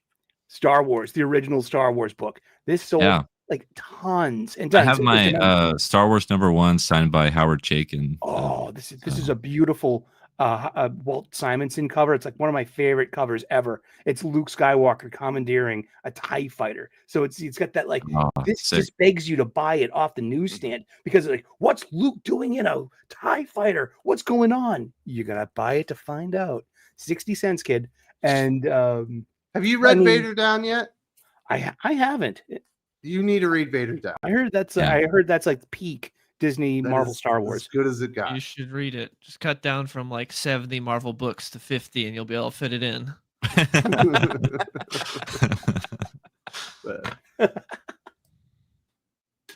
Doc, you've been very quiet. I know that you stepped out there for a minute. I think you got a roast beef sandwich or something. Do you have any final words before we hear from the peoples? Oh, no, I mean, look, I think you guys pretty much hit the nail on the head with most of this. They can't figure out how to generate excitement. And that's really the problem. They don't know how to generate it. They don't know what would create it. They've all been there too long and have no new ideas. And they're going to keep doing it until they're either forced out or until they die. Well, they retire. Yeah. Well, if we're people lucky. living longer than ever, I think. I know, if we're lucky. Something like that. If we're lucky, here's the problem. I think we need them to go the other way. Primarily, no. Don't be so dark. Just because they don't make enough money to ever retire. They won't. Maybe not. Let's hear for the people's spare room collections. Aaron, do you custom your figures, and what is your favorite one? I just started this YouTube channel about comics and figures. Check it out sometime. So Aaron is not with us. He's at the Legion cons, but he definitely customizes all his figures. That's what he's there for. He's selling all the head sculpts and custom paint jobs that he has. I forget the name of his company where you can get the custom head sculpts and stuff like that. But I will have him check out the Spare Room Collections YouTube because it sounds like it would be right in his alley. But he loves all that kind of stuff. It seems like right now he's in love with was it a Killer Croc? I think it was a Killer Croc that he was showing off this week. Was it a Swamp Thing? I thought it was a Swamp Thing. It was a Killer Croc. Yeah, I think I was. Yeah. Jordan Fugate. When Ultimate Spider-Man ends, I'll no longer pull any monthly Marvel books. Everything I'll read will be from trades. Mediocre writing plus increasing prices for single issues is a losing formula. Correct. Yep.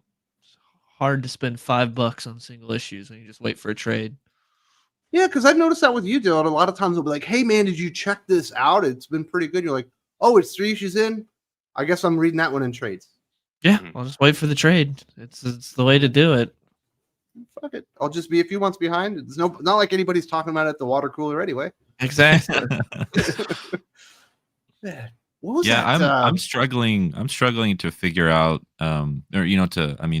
we'll see what happens after the Ultimate line ends. But my Marvel pull list, my titles it's gonna be very, very slim. I think I'll just be getting Iron Man, maybe 1 or 2 other books that I want to check out. But anything that JMS is doing, like Spider-Man Torn or 1776. Yeah, I'll be getting those. But it's really interesting. And I know we've been talking about how much Marvel loves money, but the Ultimate Universe is ending, and so it makes me wonder, because that's been such a huge success for them, what the next step will be.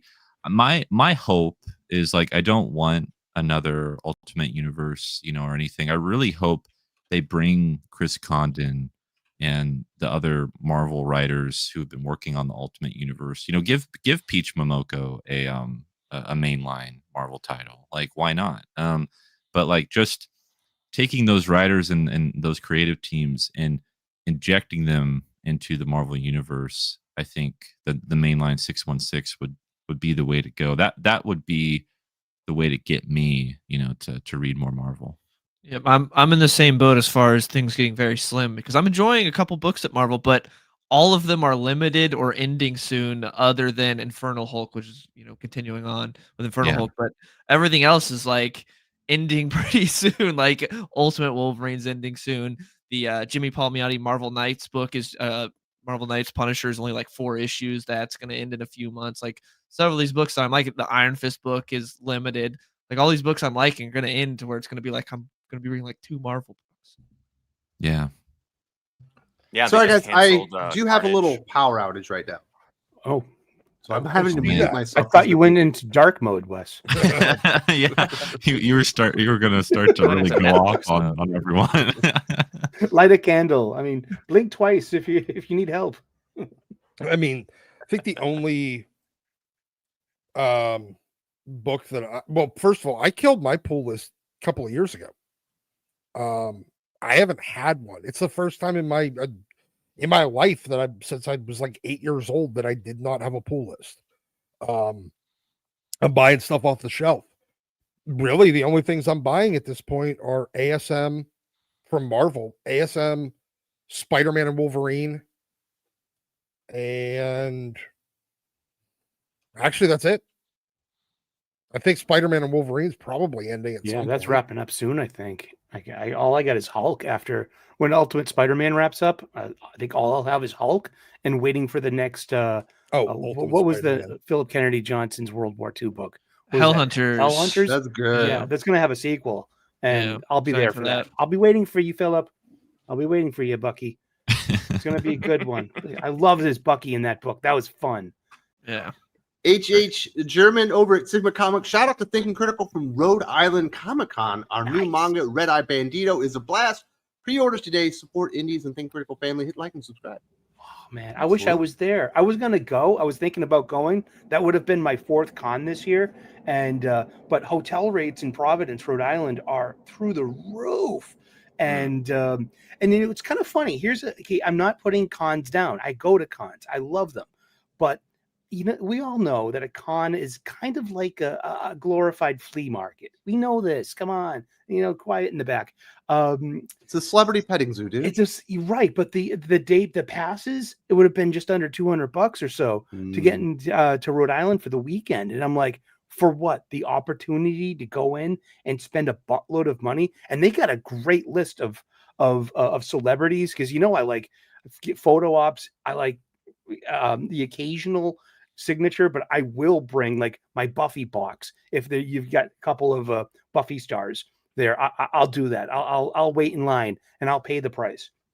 But you're paying so much to get in, and then imagine how much you spend inside of it. So it's like, I really wish that cons would like realize that. I went to a con a couple of weeks ago. It was free, and it's a small con, and the only creator of note was Ed McGuinness. And like last year they had like Michael Golden, so it's a small con, but it's like I said, it's kind of like it was a glorified flea market. You go diving in the dollar bins. You get like, that's where you find the bootleg DVDs and Blu-rays and the fudge and the prop swords and guns. I mean, cons are fun. They really are. And cosplayers, I think, are wicked fun. I really do. I don't punch down on cosplayers, man. I love a nice homemade cosplay. It's my favorite thing. Dude, you look great. That's one of my favorite things to say at a con. But yeah, I mean, Rhode Island is a little bit pricey to get in. So if you're going to be at Rhode Island Comic Con, definitely stop by the Sigma Comics booth, meet HH, and let him sell you on some of his books, because he's very, very good at it. A great guy, friend of the channel, and definitely support him if you can. Federico de la Casa, stories are well written when writers care about it. Is that what the problem is? I mean, you also have to have talent, so that's something that's missing from a lot, but caring helps as well. Yeah. Look, if you don't like what you're doing, you don't put a lot of effort into it. And when you're also not very good at it in the first place, which, let's be honest, if they were any good at writing, they'd be in a field that pays better than comics. If we got 2 comic writers on the panel, Doc, why are you going fucking scorched earth on Hey, them? some people really, really love it. They're doing stuff for the love of it. But if you're going to go work at Marvel, they better be paying you. You're not getting anything out of it. You're not, you don't own anything afterwards. Oh, Marvel writers especially, they don't have creator rights for shit. Yeah. So you better be doing it because you love it.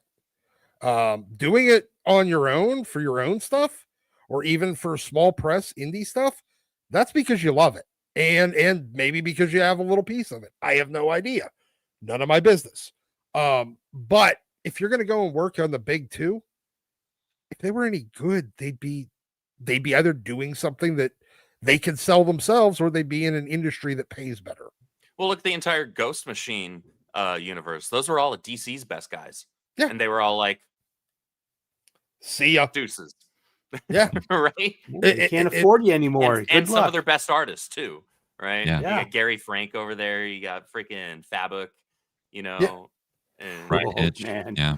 Did you read Rook Exodus this week? Oh my God, Fabuk. Wow. I did not yet. No. But whoa. It's but one of the only that's books I that's still the have left to point. read. If they're good, they're working for themselves now. Mhm. And because Marvel and DC don't pay. So you got to have people that both care and are any good at it. Very nice. Tevye says, what about the ending of the Ultimate Universe again? They are ending it. Likely just to reboot it. Are you sad about this, Andrew?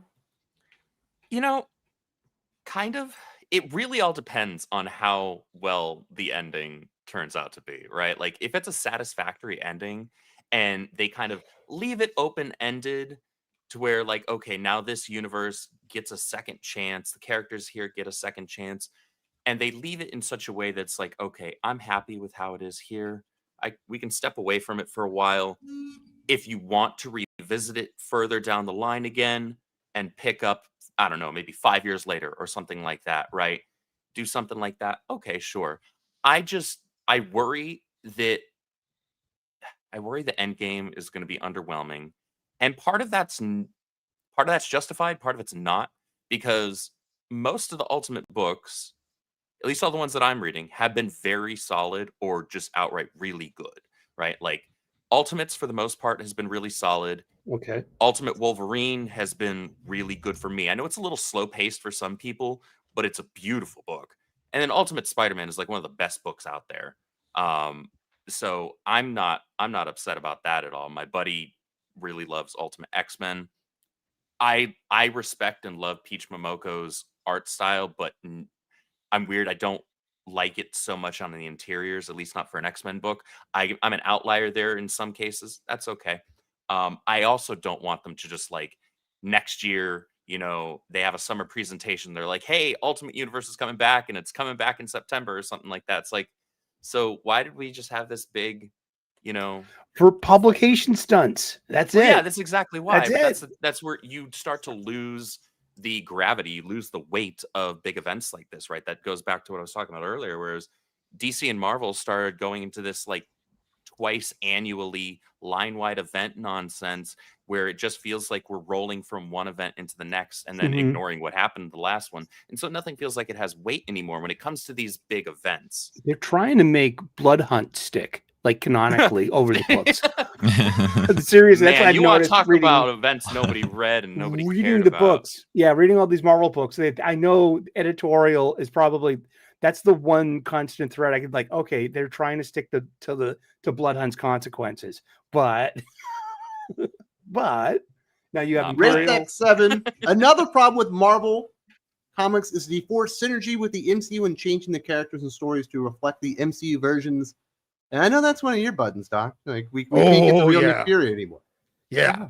So it's become like straight up Michael Keaton in Multiplicity, copies of copies. And now it's all fucking retarded. And that's where we're at right now. You have comics that we're doing and kind of homaging archetypes and whatnot. And then you get movies that are adapting them, but changing them. And then the comics are changing and adapting from the movies that are based on the comics that are based on archetypes. And now it's all fucking retarded. I got into a Twitter exchange with the Grace Randolph.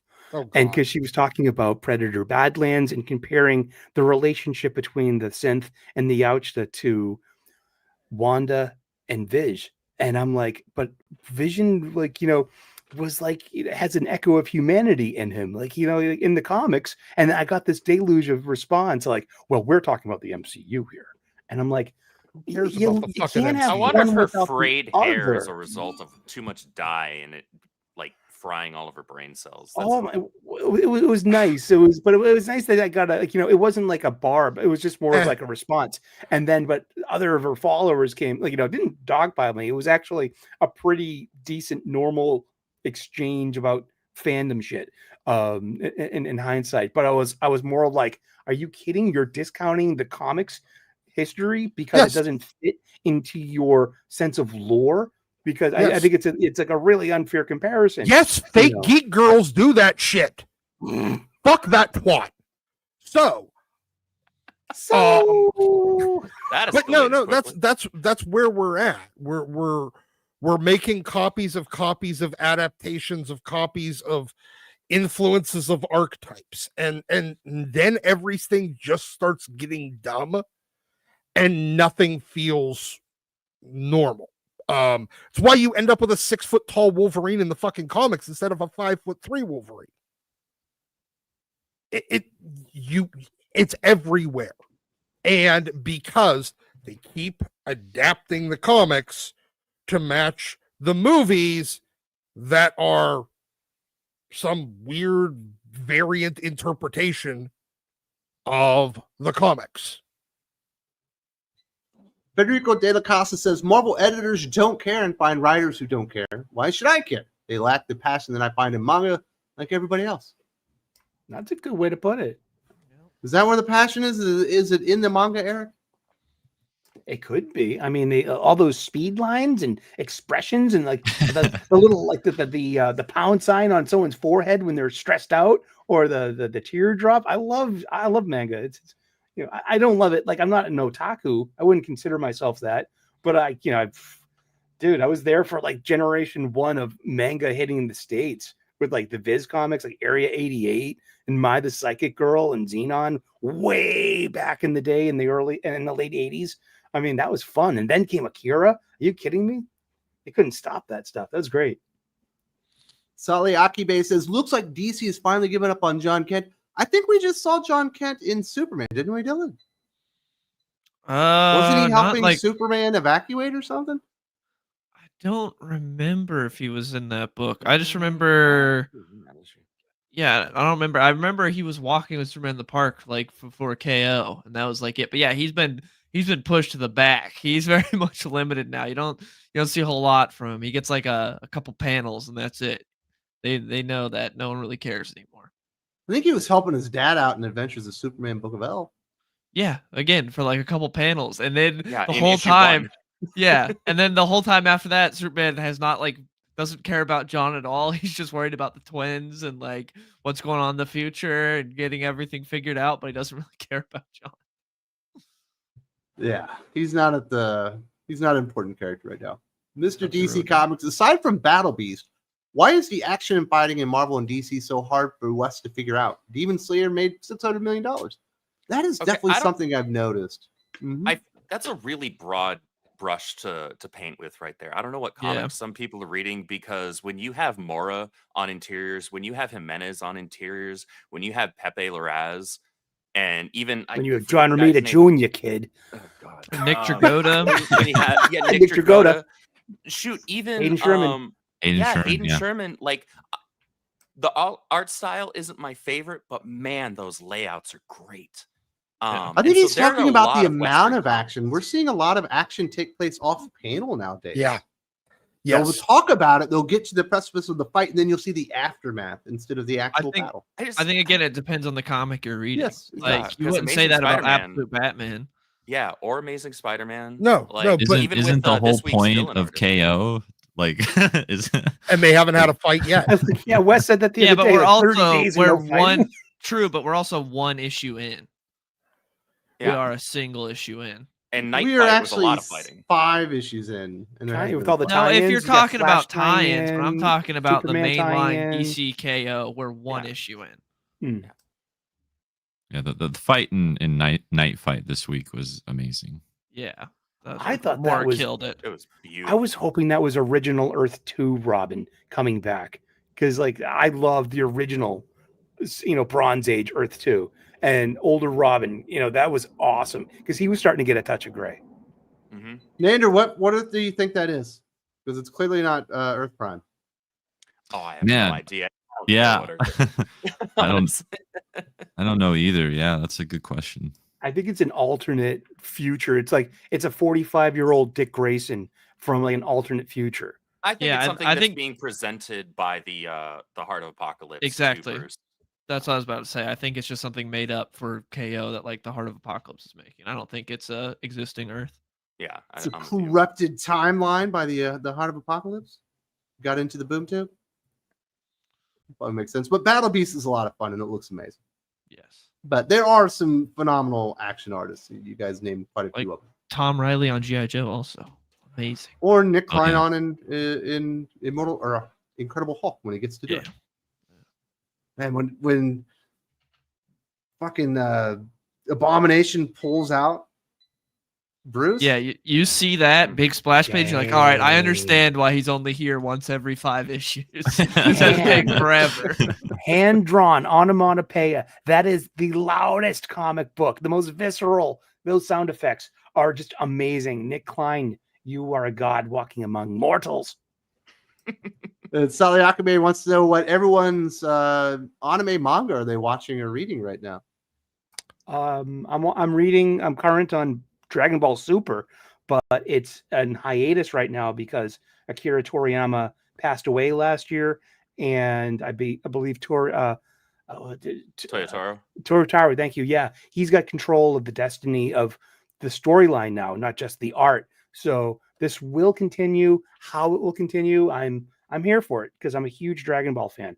And anime, I mean, I've been catching up on old stuff. Like I got Macross Plus, which was done by the people that did Cowboy Bebop a few years later. So it's like it's a really impressive anime for the early 90s.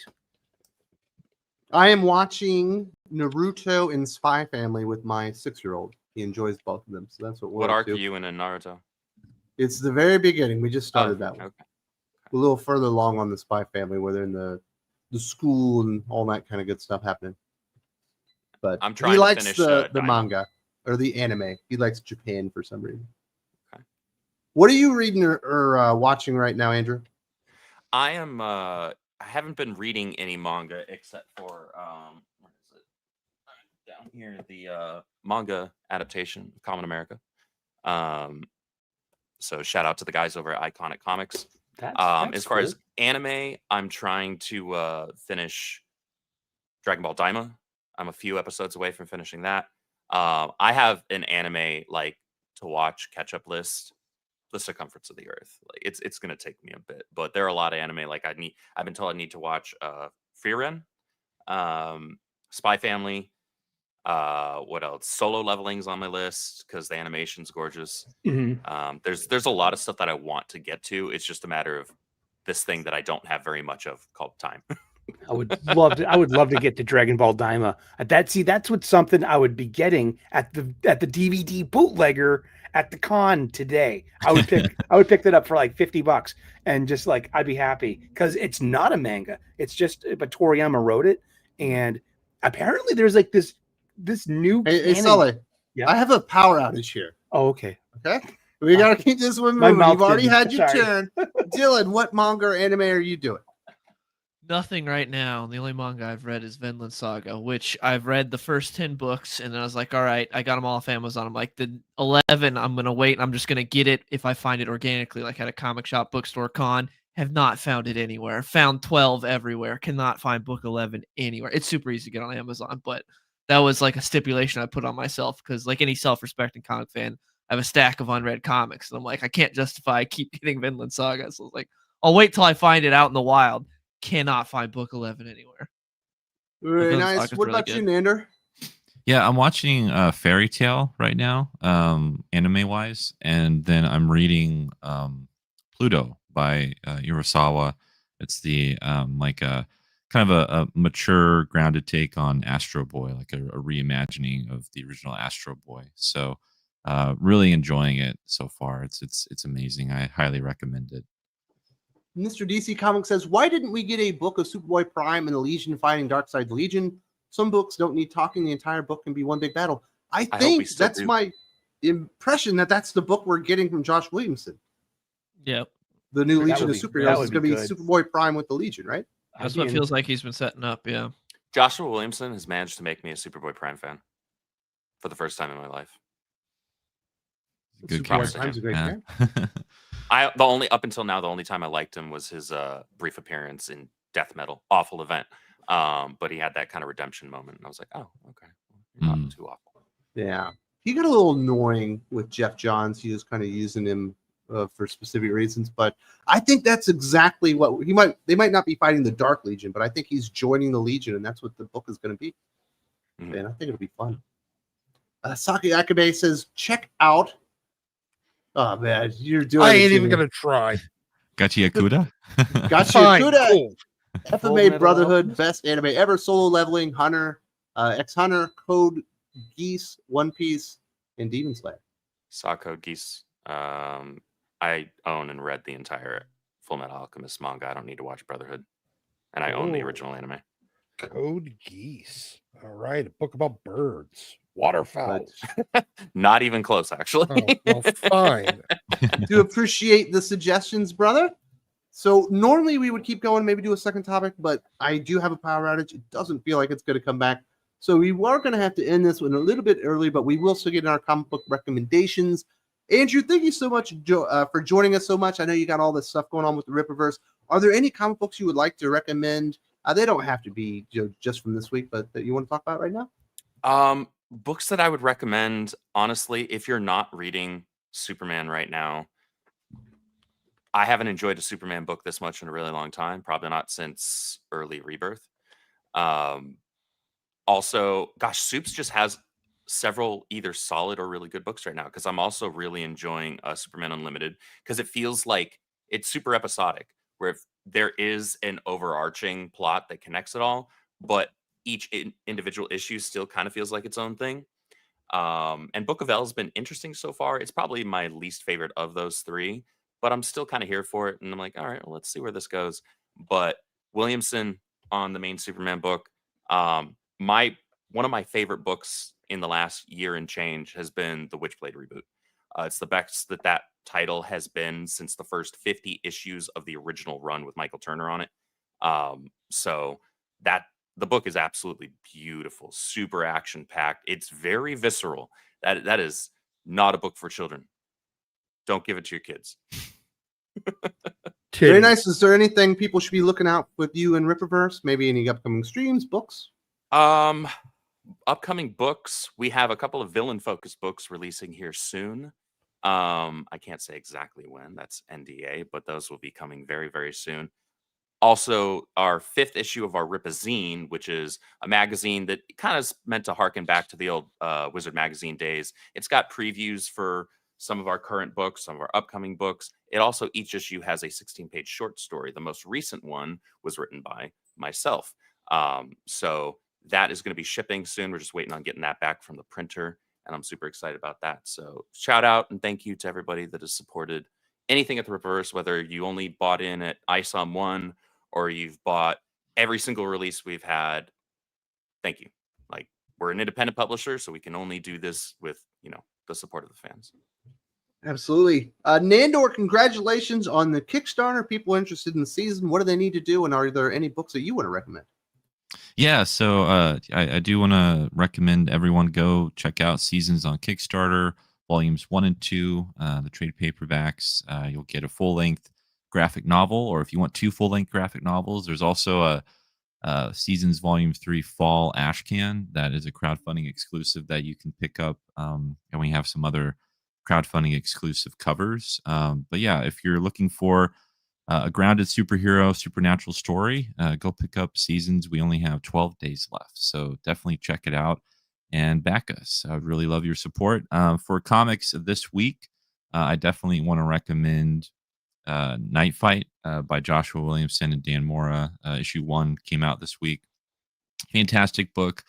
Love the story, love the art, and I'm really excited. And it's not a huge commitment. It's only going to be 4 issues, so even if you're not reading the KO event, I think you'll still enjoy it. And it's just a really great Batman story so far. So I was really happy. It got me really excited reading it. So I love when I get that feeling. The other one is Assorted Crisis Events #6 by Dennis Kemp and Eric Sawatsky. I think that's how you pronounce his last name. But it's really a beautiful story. It's a Assorted Crisis Events, for people who don't know. It's an anthology series where each issue is a one and done story. So you can just pick up any issue that you want and not feel like you have to read the previous issue or the issue after. But the issue that came out this week was #6, and it focuses on taking care of, if you had an elderly parent that you were taking care of. And it's a very beautiful story, really heartfelt and sincere, and it'll give you the feels. So it's a really good, beautiful story that I'd recommend people check out. Very, very cool. Sully, what are you recommending? Make sure you keep it quick. I don't know how much power I got left. Got it. All right. Well, I got a stack of comic books this week from my local comic book shop. I got Superman, Vengeance of Superman, Book of L, Part 3 by Philip Kennedy Johnson and Company. I got Huck, Part 6, Big Bad World. It's Huck 2, Big Bad World #6. That finishes up. It's pretty fun. Wes, I picked this up for you. If one day I'll get it to you. It's Godzilla versus Kansas City. It's the B cover. I thought it was back on my shelf, so I was like, "Hey, well, let's see. Did you get your copy? Well, you got one now." I got Nemesis Forever #3 by Mark Miller. Great book.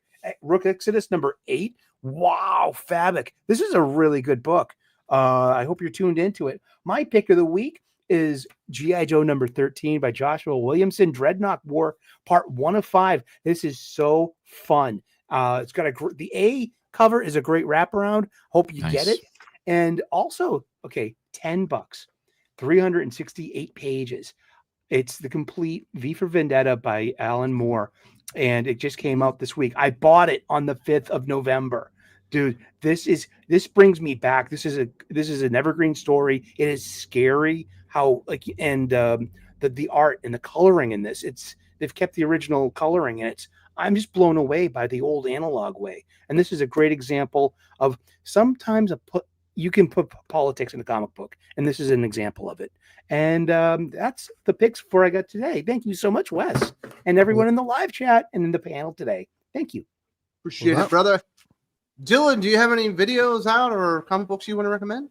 Yeah, I got a video going up today that's going to be talking about like top 10 comics coming out right now, like top 10 comics that if I could only read 10 comics coming out right now, this is what I do. So check that out. And then as far as comics, this week, Night Fight number 1, Adventures of Superman Bookville number 3, G.I. Joe number 13, and Rook Exodus number 8. Very, very good list. Doc, do you have anything to pop up real quick? Not really. Sully decided to just recommend the entire release list for the week. So instead I'll just recommend here Amazing Spider-Man 43. It's technically the first full appearance of Mary Jane. So she cameoed before this. So that's what I'm recommending this week. And I'm recommending that you try to avoid, getting drowned by a fucking tsunami. So it's not a tsunami, it's a typhoon. A tsunami is a large wave. This is an incredibly powerful thunderstorm. Whatever. But yes, it is coming down. We don't have power. We were able to get in the entire show. I barely made it to an hour. I do want to say thank you very much to Nandor and Andrew for joining us. And I'm going to have to get out of here before I lose power and can't stop the stream.